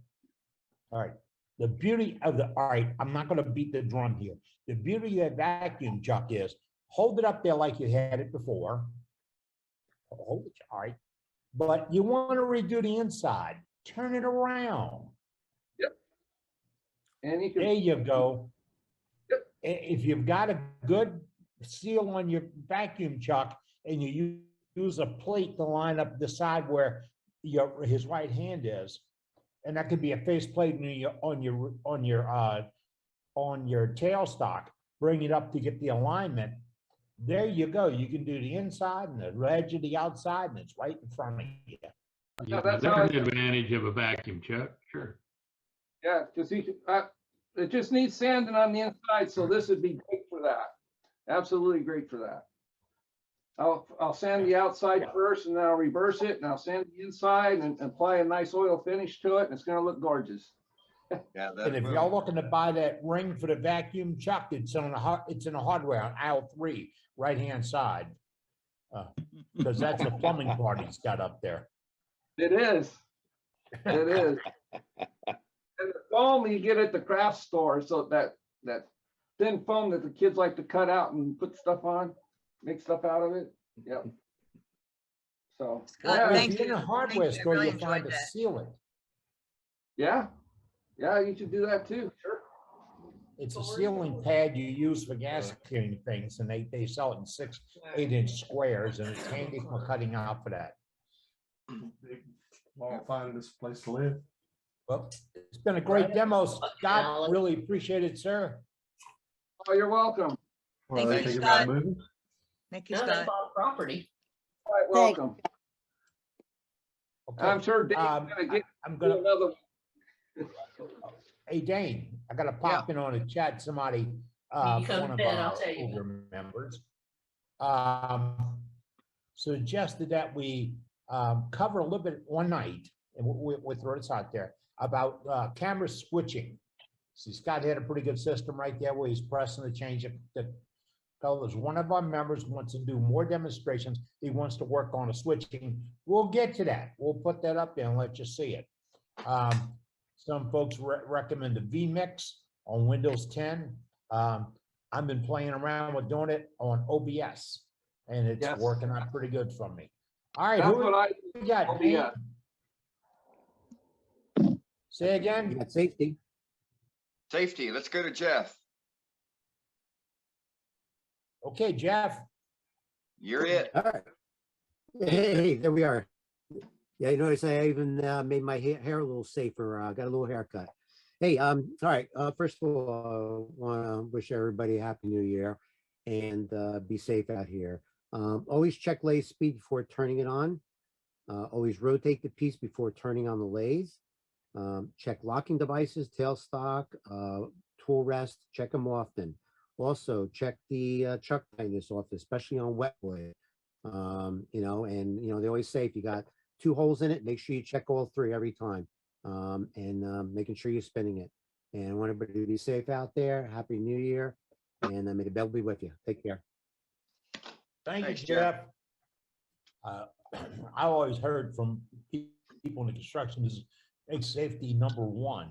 A lot of times we don't think about that. We think about production as number 1. But hey, one slip and you make Brenda's team. And Brenda's in charge of the Band-Aid brigade. You don't want to be there. You want to be on a 2x4 team. That's Ronnie's team. Because, you know, all right. This evening, we're talking a little bit about turning. And I got to mention, we have a contact list. Now, we don't have a membership role. We don't have a membership roster because it's open to the entire world.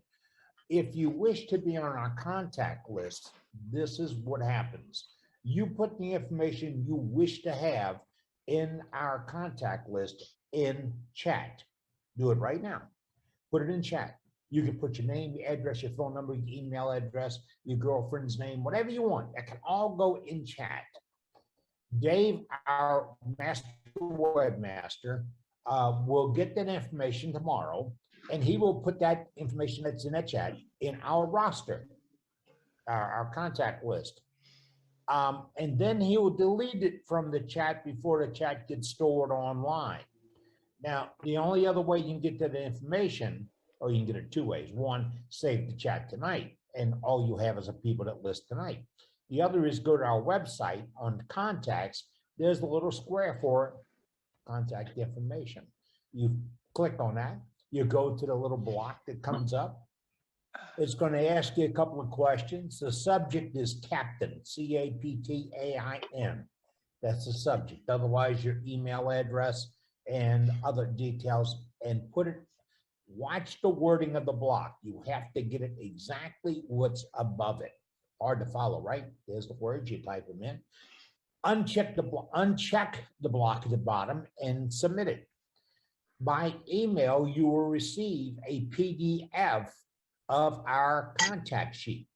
It will not be a live sheet. So if I'm looking to send Ronnie an email, I can go in there and I'll get the sheet, look up Ronnie, and I go and I can type that in my email and send him an email or dial his telephone or look for his website. It's not a live list. Now, why are we doing this? Because this week I had 4 calls from members on how to get a hold of people. Mark Soleil called me, how can I get a hold of Sue? Bob called me, how can I get a hold of Gary, et cetera, et cetera. This is how we can communicate. It's as close to a bot-free list as we can create. If you don't want to be part of it, stay away from it. It is totally voluntary, and we will not share this information with any commercial entity whatsoever. We do not support these, any business, club, frame, anything like that. We might be dating them, but we're not married to them. So with that, we're going to continue the evening. It's about 15 minutes after the hour of 8 o'clock. We have 45 minutes to do chat or ask questions or make contents, etc., comments, etc., etc., etc., and gallery. And our gallery master is Dane Chandler out of Tucson, Arizona. We have some willing competitors. No, not at the moment. But I'd like to talk about demonstrators. We have a lot of people that, you know, chime in and have a lot of insight to doing various projects, especially when demonstrations are taking place. We're looking for more demonstrators. You know, we'd be more than happy to schedule you for an evening and put on an event. You know, we'd really appreciate it if some of you would step up and give the regulars a break from demonstrating every week. You know, so it's real simple. You only need your phone. You know, if you got limited, if you don't have cameras, you know, I just use my Android, throw it on the stand, and giddy up, we go. Doug Miller does the same thing. Right, Bill. Yeah, Doug Miller, he does it. In fact, he even does it for his YouTube channel. There's a lot of people that do it with just a cell phone. Okay, I can't do a whole hour, Dane. What can I do about that? We don't need a whole hour. You can be 10 minutes. There you go. Change the rules. It could be, you know, just a real quick, you know, show how you do a bevel cut, show how you do a bead. I was watching a couple videos, probably 2-3 weeks ago with Richard Raffin about how he cuts a bead. Totally different than probably 90% of what we all within the group here know how to cut a bead. He does it totally different. It's just like oaring a boat. And he actually says it's like oaring a boat. And it's so much simpler than cutting your V groove, coming in on the top and rolling it over, you know, on one side and coming in on the other side from the top and rolling it over. It's literally with a spindle gouge. You come down, come up, roll it over, come down into your cut, you're done. Eventually and when I come up again, I'll demonstrate it if it doesn't get demonstrated prior to that. But it doesn't have to be a full-on project. It could be, you know, how you sharpen something, you know, but. Right. Hey, Dane, I want to jump in there for a second on that too. Some of the other things that are really cool that we've had demos on in the past, but we haven't in quite some time. Various jigs that you might use in your workshop, or some tips or tricks in your workshop. Maybe not even specific to the lathe, that's still related to wood turning. It's something you do on your bandsaw.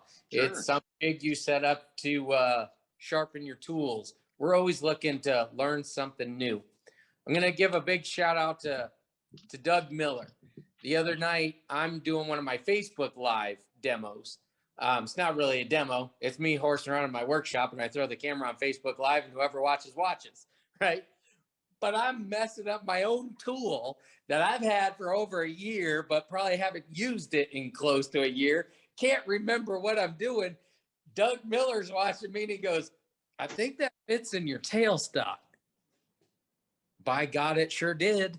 And you know, and so it was just cool to have some other wood turner on there watching and going, hey, how about you try this? How about the other night when I called you, Dane, and I was like, hey, what finish would you put on this? Right? So when we're talking about that contact list that Eddie was talking about a couple of minutes ago, that's how that thing comes in so handy. I've saved a lot of your guys' phone numbers. You know, I've got Doug Miller, I've got Dean Grimes, I've got Dane Chandler. I can call any of those guys whenever. I got Eddie Castlin in my phone. And that's all because this wood turning club that Eddie Castlin created however long ago now, Worldwide Wood Turners. I'm loving it. Right. And so I'm not afraid to throw my information out there. If I can help out any of you, I sure will. So many of you have helped me out. I'm blessed. I appreciate it. So I just wanted to add that to the comments. Oh, I appreciate it. You know, it's definitely, you know, that's what I think it's what we're all trying to do and prosper here within the turning community, within our turning community, expand and get better. That's exactly right. The reason The reason that Doug says I created this, no, I had a lot of friends help me. It wasn't just me. A lot of my friends did that. And it was because if you go to a club meeting or you go out in the parking lot, sit on a tailgate of a pickup truck and talk, you are sharing information. You know how I did this just now with Scott? I didn't want to jump in on Scott's demonstration, but Scott was showing, we had a little conversation about chucks, vacuum chucks, jam chucks, all this stuff, dead men and all that. But you know, it is one of these things to where if Scott was sitting next to me on the tailgate of the truck and I said, I want to hold this bowl and get back inside and do some cleanup and get rid of these tool marks, Scott would say, well, you know what? You can hold it on your vacuum chuck. And if you don't have the right size faceplate, you go to the hardware store and get those PVC connectors or those black plumbing connectors, and you can stack them on each other and put a little piece of tape or whatever to reduce the loss of vacuum, and use a soft faceplate like I thought I had one here. A mouse pad works really good for that thing. You know, that is what we were doing, sitting on the tailgate of the truck, sharing information. And I got into it because I'd sit with a guy and he says, you know what you need to use? You got to use Bob such and such. No, you don't. I had a very good friend, he's passed on now, who was turning and hollowing things, and he was using the spud wrench for his Model T4. That was a steel he had that he could sharpen, hold an edge, and it didn't bounce. And he would hollow on a Shopmaster, yes, a Shopmaster lathe, spinning at super high speed, and he would hollow with that. And I said, why don't you go to catalogs and look this up? I knew it was catalogs. See, that information we got to share it on the tailgate. And that's why you're sitting on a tailgate next to me, and Dane, and Doug, and Donald, and Cade, and all these other guys all around the world. I mean, we're talking to folks in Australia and Great Britain right now. And Cade is in Canada, probably got a frozen lake out back. But all these folks have got out information. And what this club has done, one night we said something about turning something thin. Not real thin, just thin. And this guy popped up and said, would you like me to do a demo for you? That's him right there. That's Kay Bolger. Now, Kay does pay-per-view demonstrations, and the information's in our chat. That's free for all the chat. But Cade said, I'll turn that. He picked up a block of wood. Don't correct me if I'm wrong, but do correct me if I'm wrong. He picked up a block of wood and turned a paper-thin vase right here in 20 minutes.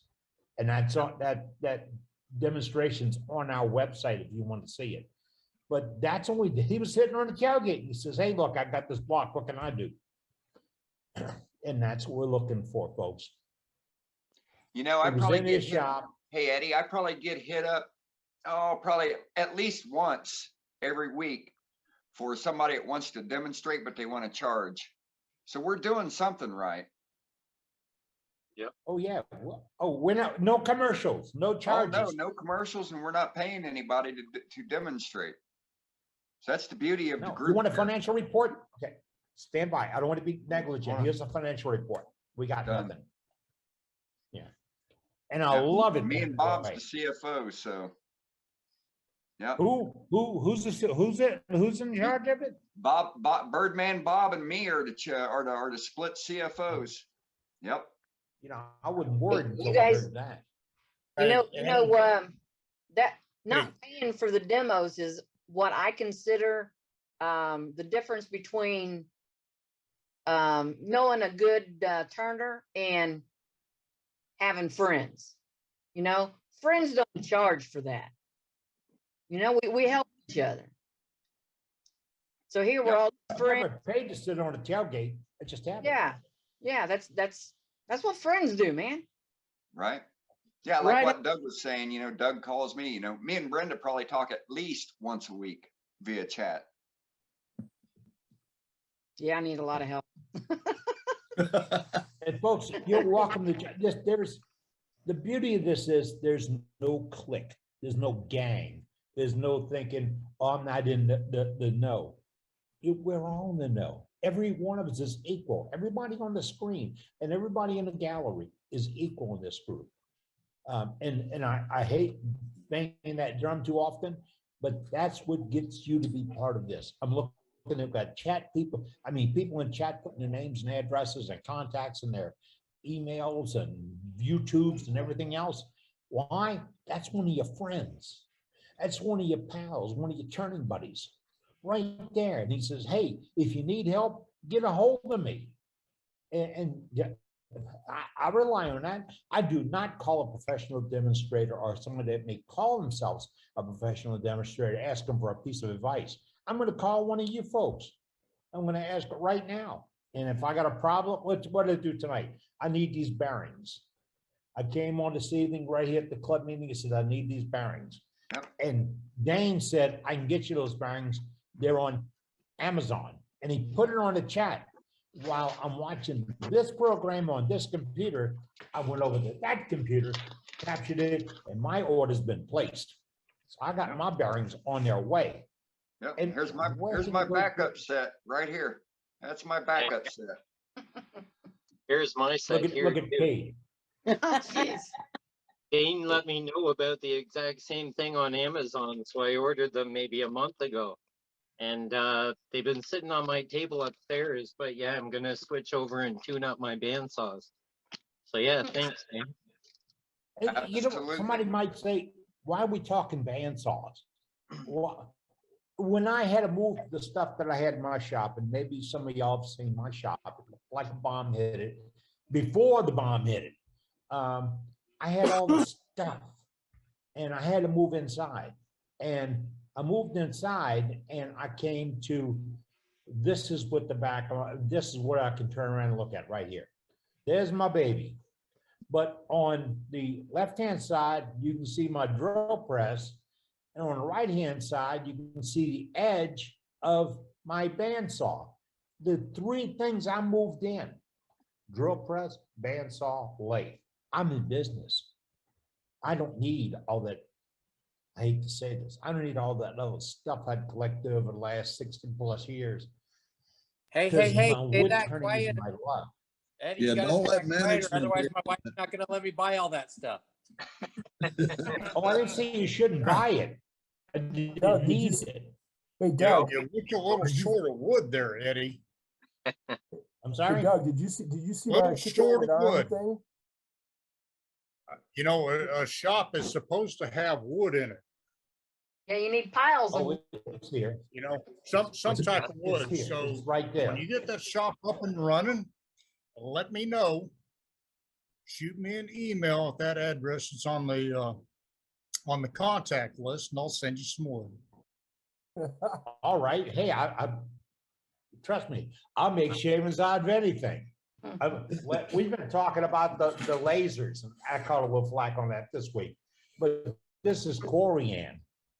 Yeah, that's corian. Fun stuff to And turn. Yeah, it a is. rose. Yeah. What rabbit? it's this way? It's a rabbit. Tweety bird. Well, Tweety- it moved. Many of it. He had to drink. But you know, we're sharing information about anything we can do with wood turning. And this, I got to tell you, this really got started with a little guy in Houma, Louisiana. Billy Dillard came on one night and showed us something that he did laser engraving on. And if I'm not wrong, Billy lit the fire. He showed us what could happen. We went back for a demonstration a couple of weeks ago. Good demonstration. And demonstration's so good. I guarantee you, and I'm not a salesman, I guarantee you that 10 people bought lasers for Christmas Yeah, I bet they did too. or asked for them. if they didn't already have them. Yeah, Yeah, and I really. bet some had them And sitting on the shelf and finally got the gumption up to figure out how to use them and found out how simple it was too. yeah, Some of us have yeah. still got it sitting there and hasn't figured out how to use Yeah, it. then there's Brenda. Brenda, Yeah. And then get there's on it, Brenda, girl. yes. And today, Ronnie asked Billy, how'd you do that bowl? How'd you, with a sandbag, you know? And a couple of weeks ago, we're talking about the little screw jacks to raise it up and down.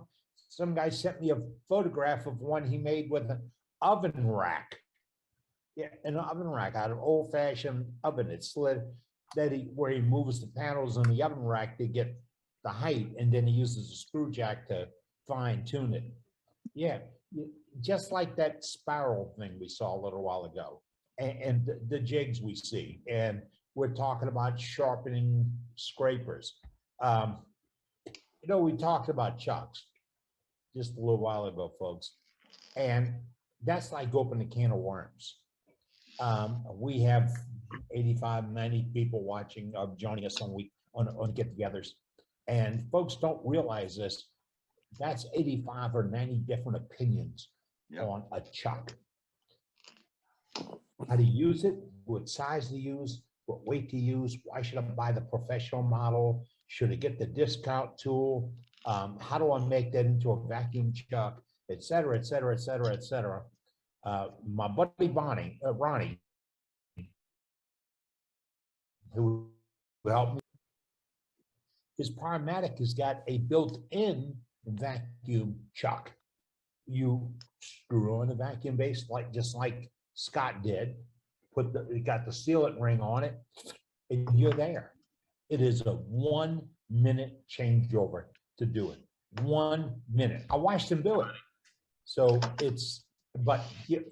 like Bob said, I don't really have a great need for a vacuum chuck. I can use a dead man or chase block or a follow or whatever. I've seen people duct tape bowls to face plates in order to turn them around. Yeah, that's right, duct tape. Remember duct tape in WD-40? If you can't hold it, you got to loosen it. But that's how they held it. We want to share those ideas. We will not share an unsafe thing. Jeff is our safety director. Yeah, he'll jump in right now, both feet, and tell us Eddie? that it isn't going to work. Go ahead. As we always said, and we've been saying it, if you haven't heard this saying from us, this is the greatest free show on earth. There you go. We are now approximately 3 years old, and the fruit of everyone's labor is really starting to come to the front. And the reason I'm saying this, for all the talent that we have in this club, we thrive and we grow because everyone with your own turning clubs and everything else, when you participate with them and you see something new, if you see a hint, a tip, or a trick from them, you're eventually going to bring it back to us and you're going to show everyone else. So our possibilities of growing in the knowledge from this club is endless. There is, and we said it earlier and we can say it again. There's nobody that can come close to what we're offering and what we have here, and that is a true club. And you got to remember, no person here is paying 1 penny to enjoy what you're enjoying every week, and that's the way we want to keep it. So thanks to everyone. Thanks to the knowledge of everyone. Thanks to everyone's talent. So we started this with Dana a few minutes ago about getting demonstrators and the things that we share. Ben Simmons, if you're going to do this, go to Google and Google Ben Simmons. You're going to get a basketball player. If you Google Ben Simmons embellishing, you're going to get a link to not only Ben Simmons, but also to the independent wood turners who have Ben's demonstration on their website. And then we went to Randy Smith, and he told us about a Pennsylvania craft fair. And he put the information on how you can catch the live stream in our chat. I asked Dane about the bearings in our chat. We get other stuff in our chat. Ronnie, when Ronnie and I sat down 3 years ago to talk about this, it essentially was, what can this do? It's doing it. Yep. I'm so happy with it. It's doing it. And it's all because of you folks. It's not us. It's you.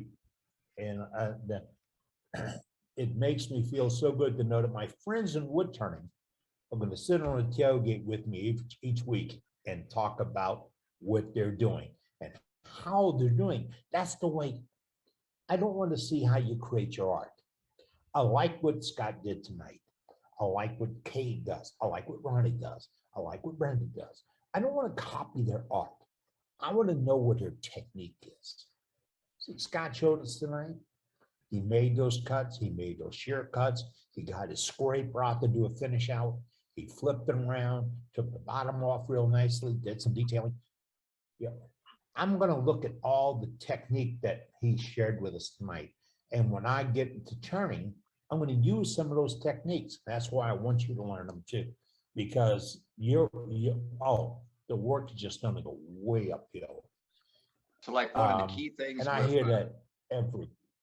So hey Eddie, so one of the key things, with Scott's demo tonight with the bowl was him explaining and then demonstrating when you go to carve the inside out about leaving the internal mass in and working your way down the side of the bowl, and explaining how once you cut that wood mass away, if that void is there, then as you're spinning around, that wall is going to be flexing. And that's the importance of keeping that center mass inside the bowl. So you keep that concentric wall on the outside, so you're not bouncing and chipping around and making tool marks in there that you will not be able to take out unless you're sanding with 20 grit sandpaper. Exactly. And that's one of the tips and hints we share. We've heard about finishes, blooming, and things going bad, turning wet wood or green wood, and gallery. Every time we do gallery, something pops up that makes your brain cook. Speaking of that, Dane, do we have any galleries hanging on right now? No, not yet. I'm waiting Hey, for some guys. folks to come in. Some stuff. Actually, yeah, Cade wants to show one, and also Dave Rose has just said he would do a demo on the volume of an urn. Oh, that's a good one. Yeah, we've got a cute little routine on the website that helps people figure out the volume on the urn. If you want me to take Yes, time because I to have that print problem too. out. Let's run through that, Dave. Okay, I need to be able to. No, let's go back. Let's go to Cade. There we go. We want to do, yeah, let's see what Cade's got, and then let's bounce back to whichever. Dave. Fair enough. Sorry, Cade, I didn't mean to miss you. No problem. So does anybody ever, when you're in your shop, you want to have your favorite can of pop, but then as you're turning, you find that when you go to take a sip, you get a mouthful of shavings. Now, I got a problem solver for that. So don't drink. Well, you can chug it, or you can make these little can holders or covers. Now you can make them as I love it. fancy as you like. They don't have to be fancy, but this one I whipped off just before the meeting started. This is poplar, and the inlaid piece is roasted ash.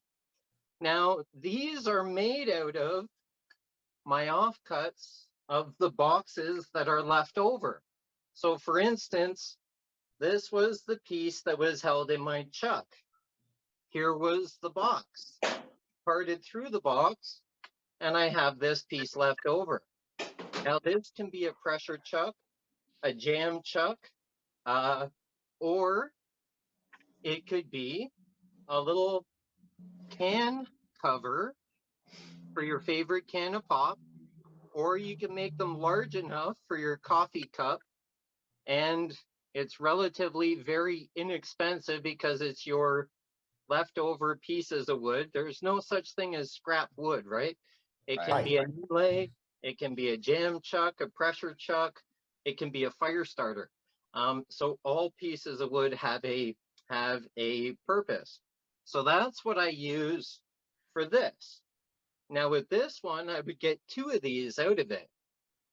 And for people who sell their work at festivals, it is also a good seller because even if you're camping, you're around the campfire, you don't want the ash floating through the air into your beer or into your pop. Or bumblebees or insects or spiders or mosquitoes.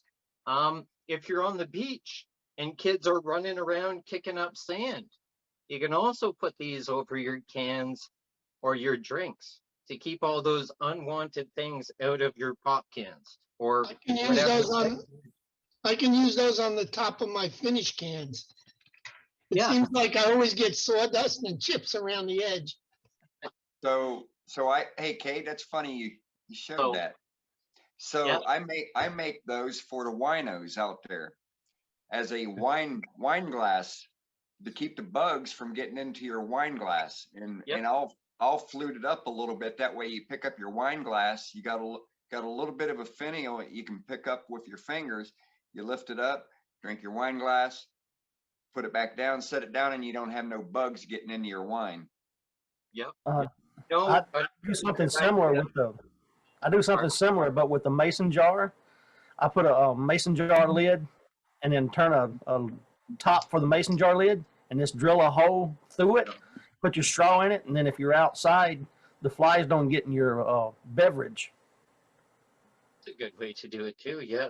Another thing for just to bounce another idea off Dane is, sometimes the wine people have a little clip or a jewel that clips onto their stem of their wine glass to distinguish which glass is theirs. Yep. One thing you could do is you could take a small little chain and link that chain to the side of this.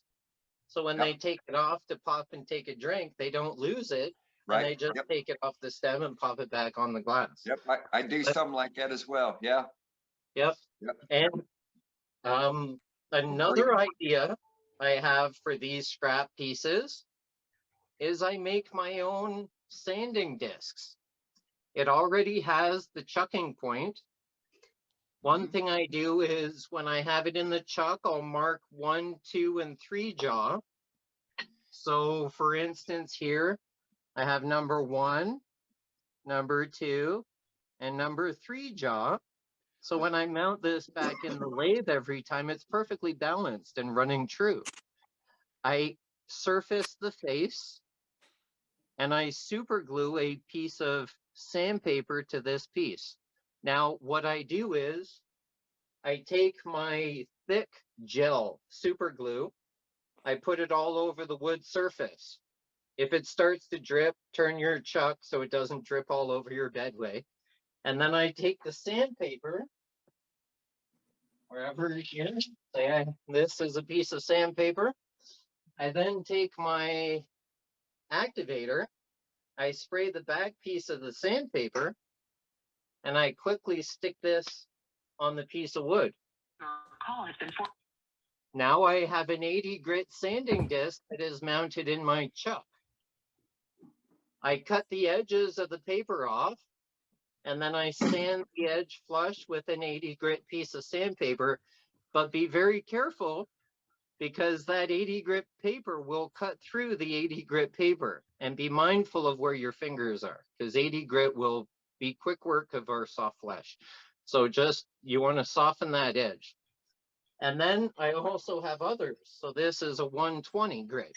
just a much smaller one for getting. Hello. I removed this and undercut it. Somebody's So on the phone. Please mute yourself. I can stick pieces in there and get a nice crisp corner cut edge in whatever I'm sanding as well. So Hey, that's Kate. a good, Excuse me, Yep. I interrupted. I apologize. Do you ever put Velcro on those things so you can change them, or do you make one for each individual? No, I mean, I have so much wood and I go through wood like no other. So I have an abundance of these. And when this is garbage, all I'll do is I'll take my thin curve parting tool, part that off, resurface it flat, put a brand new piece of paper on there, and that'll last me another month. So, I mean, it's relatively no cost rather than going out and buying those rubber ones or the arbors or all the different things you can spend money on in wood turning. You can actually make things to save your money to buy wood. Hey, I don't want to interrupt, but just while you're on the on the point of your sanding discs there, I've just gone and grabbed mine just to show them another option on the sanding discs. Like that gentleman was saying, the Velcro on the front. On the one that I've got, I've put Velcro on, which allows me to just change the discs as I want to, because I either cut my own discs or I just buy discs to go on the Velcro. But unlike what Katie's done there, I've made myself a disc and I've cut grooves into the disc. And these grooves collate to whatever chuck I've got on my lathe at the time. So if you've got 20 chucks, you want 20 discs fitting 20 different jaws. But whatever chuck I've got on my lathe, this will fit flat and always be true. Cool. That's a great idea too, yeah. I like that. It's just a selection of grooves to fit the actual chuck, and then whatever chuck you've got on there, it will go straight on, tighten up, and run true for you. Spot on. Sorry, Kate. I just thought that kind of led on just to give another thanks, Marty. Another way of doing it. So see, once again, it's the beauty of this group. Yeah, sure. And then right, left, and center. So that was just a tip and a trick and something to save your drinks so they're not full of sand or dust or bugs or wood chips or sawdust. Now I have a couple of things for show and tell here, or gallery. Here is a small laminated box with a heart-shaped finial. This was one I made my wife probably 2 or 3 years ago. So what I did on the bottom is I took my wood burner and I burned a small little heart.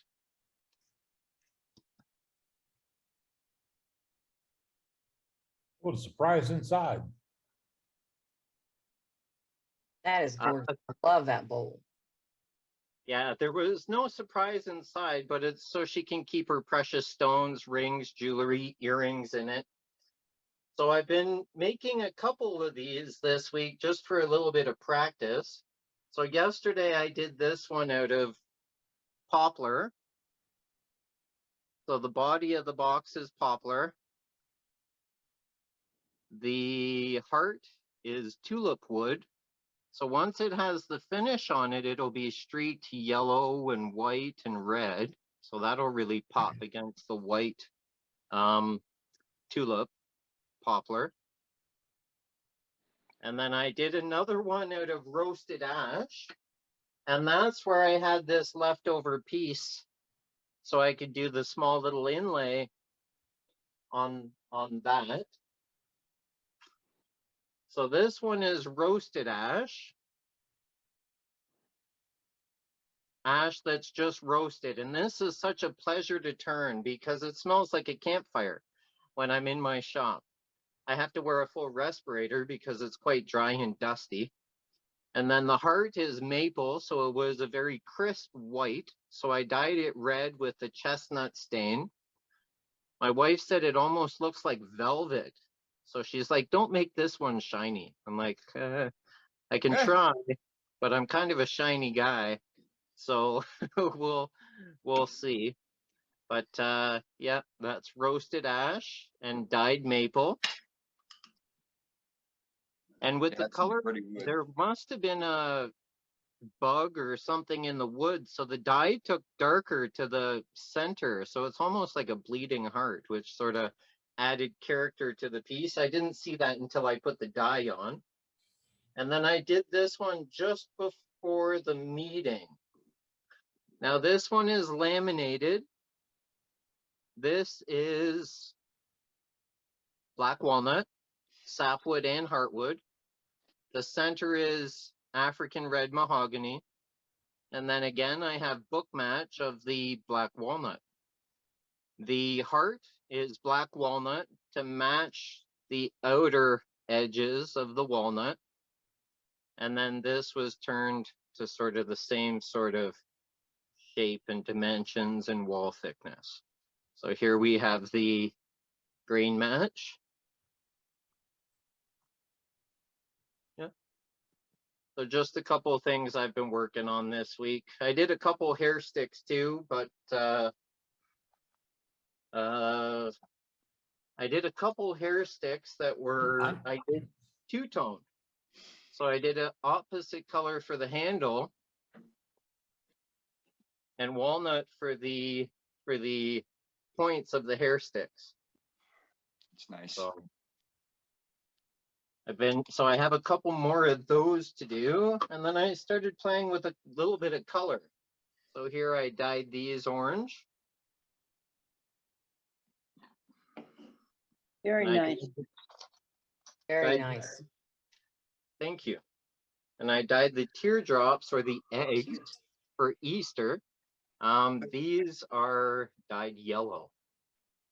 And those are just maple, plain Jane maple. So I figured I had to add a little bit of color. But I want the color for Easter. I mean, I'd love to go around. Oh my goodness. so there's something like, I don't know, 60 pairs in there. Oh my Identical matches of 60 different pairs. Yeah, that's a good skill builder there, making them match. Yes, it is. It's a good Okay, skill guys, builder. I have to ask, how do they use the hair stick? Oh, okay. You want a demo? Yeah. Oh, not tonight. Not tonight, though. He's they just gonna show me how he sticks them in his hair. Hang They on. take their hair and they go like this, and then through their hair like that. Yep, that's about what my daughter does. Or you get your hair. I used to be able to do it. I guess. So not really. Usually my wife demonstrates it at the shows because my hair is not quite long enough. Got it. So that would go through like that. And then the other one comes through the other way, sort of to pin it all together. Wow. Okay. Yeah. And then it's also a self-defense tool that you can use for those vital pressure points or soft tissue areas if you're out and about alone. Eddie, you could use a couple of those. Oh, I'm looking at that. I want the color. Ronnie, why are you always I want the picking on us colored bald ones. guys for? I want to get the colors. Maybe You know get how much Billy, money can we do the save on not Monroe using color. shampoo? Or getting haircuts. I was trying to figure out how I was You know going to we're use in a it. recession that's got inflation going on. Well, you Young could girls always sent put me them a in your comb stocking for cap, Christmas. Ed. Too long of a hair stick for my hair because the shorter the hair stick, the shorter the hair. So that one would have been for a much longer hair. Cade, how do you roast the ash? I don't roast the ash personally. I buy it pre-roasted. So it's already roasted itself in a kiln and then it's sold as roasted ash.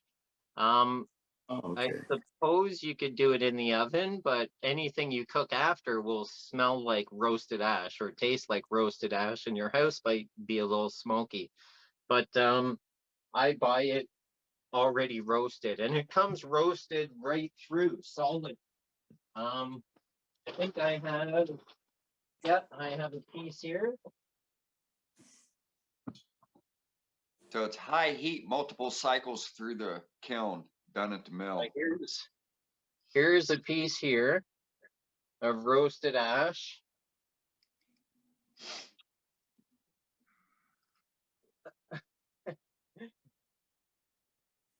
And it was 3 by 3 by probably 12 feet long. And you can see really the distinct grain patterning in the ash. Right. As I pan across it. But yeah, I bought it that way. So I just paid a premium for it. I don't remember what I paid for this piece. This piece, I turned the piece that had the price. Oh, no, here it is. It was 54 inches long and I paid $70 for it. I see. I've never seen it down here. And I mean, out of that piece, I'll get, well, I've probably already gotten over 20 items. So out of that, I'll get another 50 or so. So it's well worth that $70. Okay, thank you. Thank you, Kate. Appreciate it. I got a piece of that pine that was left at my house as a stump that had been through the fire, and you can see the difference in the coloring of the grain. Nice and grain. That's from that high heat from a fire. And this obviously I cut away all the extra, but that real super thin bowl that was in the video earlier, that came from this piece of wood here. Thank you, Tim. Appreciate it. So might try your smoker for high heat, just not too high of a heat. Hey, would you get the same effect from burning it? Could you do it in a smoker? I suppose you might be able to do it in a smoker. You would have to have low enough heat. And Yeah, I would say one like a Traeger or maybe a pit boss or something that controls the heat. You may be able to do it in that. I'm going to give it a try. Another month or so, but no, that one survived the fire. My house was in a burn area.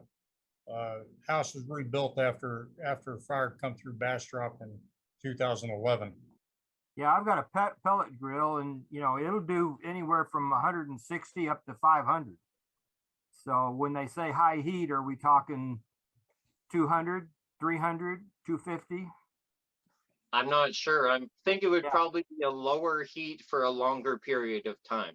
So the wood doesn't just combust. Hey, would you get the same effect from burning afterwards? I don't know. I don't think so. It would be less consistent if you burnt it afterwards. And also with the heat being too close or too far away, you're more likely to heat cracks, checking and cracking, and especially if you've turned it already, depending on the wall thickness.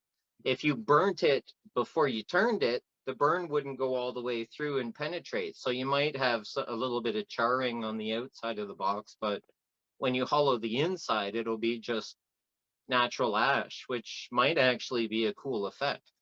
I've used, not on a lot of things, just a blowtorch lightly afterwards, especially on ash. But I also do the same effect on oak and get very good results. What you can't do is hold the blowtorch too close or too long. Yeah. What you're looking to do is singe the end grains. Certainly on all the stuff that I put outside, I singe the end grains to enhance that and to stop the water penetrating it. It'll weatherproof it. Might be a cheaper way of doing it for a lot of people. Kate, I have a question for you. Yep. Are you taking it just for granted that they're putting heat to it to get that that roasted color? Could that have been done chemically? I don't know. I suppose someone could maybe do it chemically if they knew the proper chemistry and chemical makeup. That's what I'm saying. Right away, you want to think heat, but if you apply the right chemical to it, it could burn it in that manner too. Yes, you would just probably have to submerge it Right. in one chemical and then submerge it in another chemical so it would react and penetrate fully through the piece. And I would think you would have more of a uniform roast to it doing it that than doing it with heat. Yes, well, if you burn it with a torch by hand, you can have a little bit of a heavier hand on the side grain, but on the end grain, you have to have a much lighter hand. Otherwise, it's going to crack almost in half. Because I was looking at that piece of wood that you have, and it's very uniform, you know. Yes.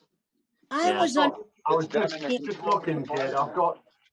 I recently did a clock, but I only did one, and I have 5 on the side there, and of course it's the 5th one that I've done. But I did just do an ash clock the other day, and was looking to see there. Can you pick out the grain on that? Yes. Oh, yep, yep.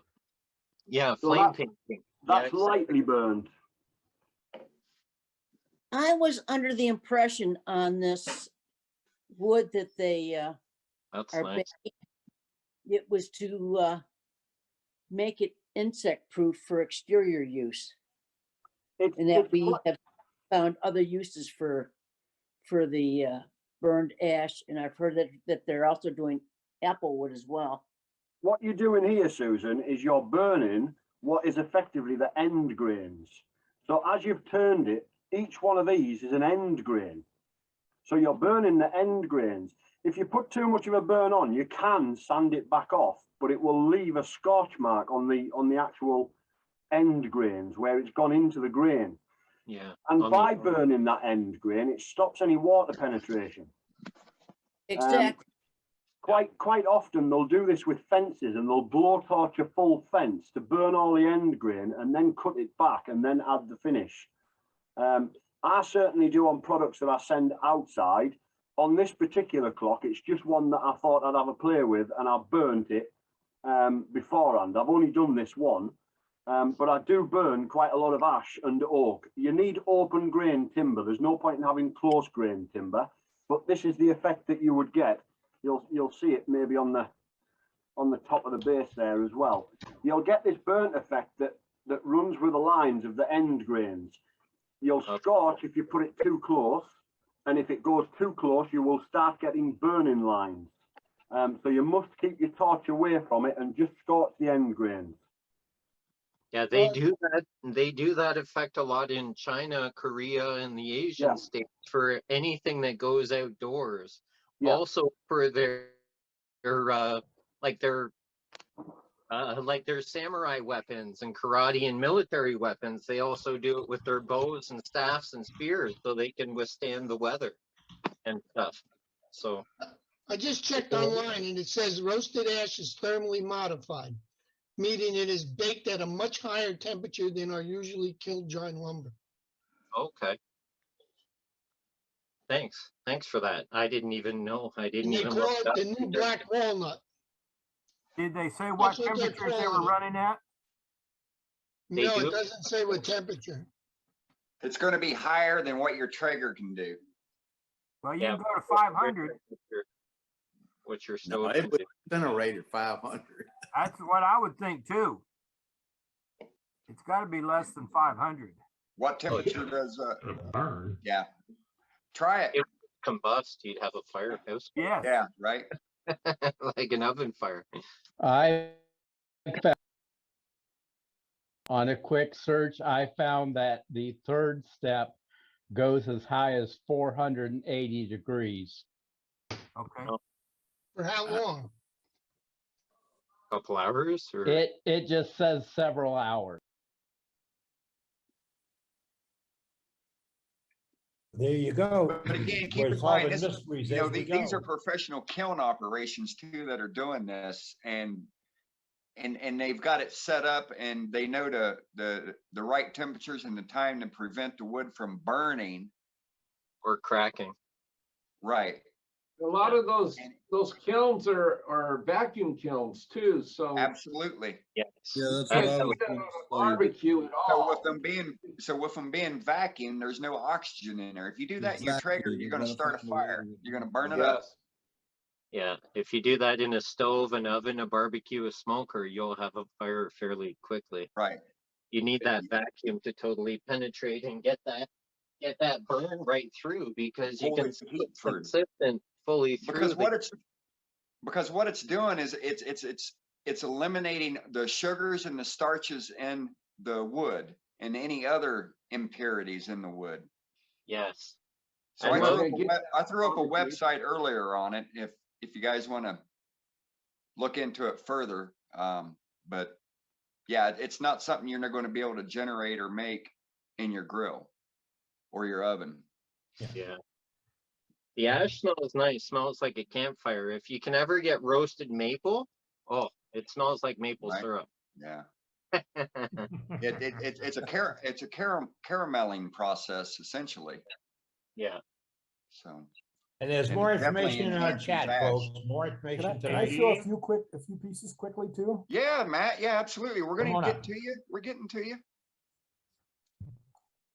This is- Spotlighted. Tell us, Matt. This is oak. I've done exactly what Martin was talking about with oak and ash, which I can't get anymore. Now, this is hickory. Hickory? Yeah. So hickory has open grain too. And I think I did the other side of that one too. So it just lightly scorching the little bits of end grain really makes it pop like this one. So anyway, that's all I wanted to show. Okay. Very nice. Right on. Thank you. Dane? Yeah.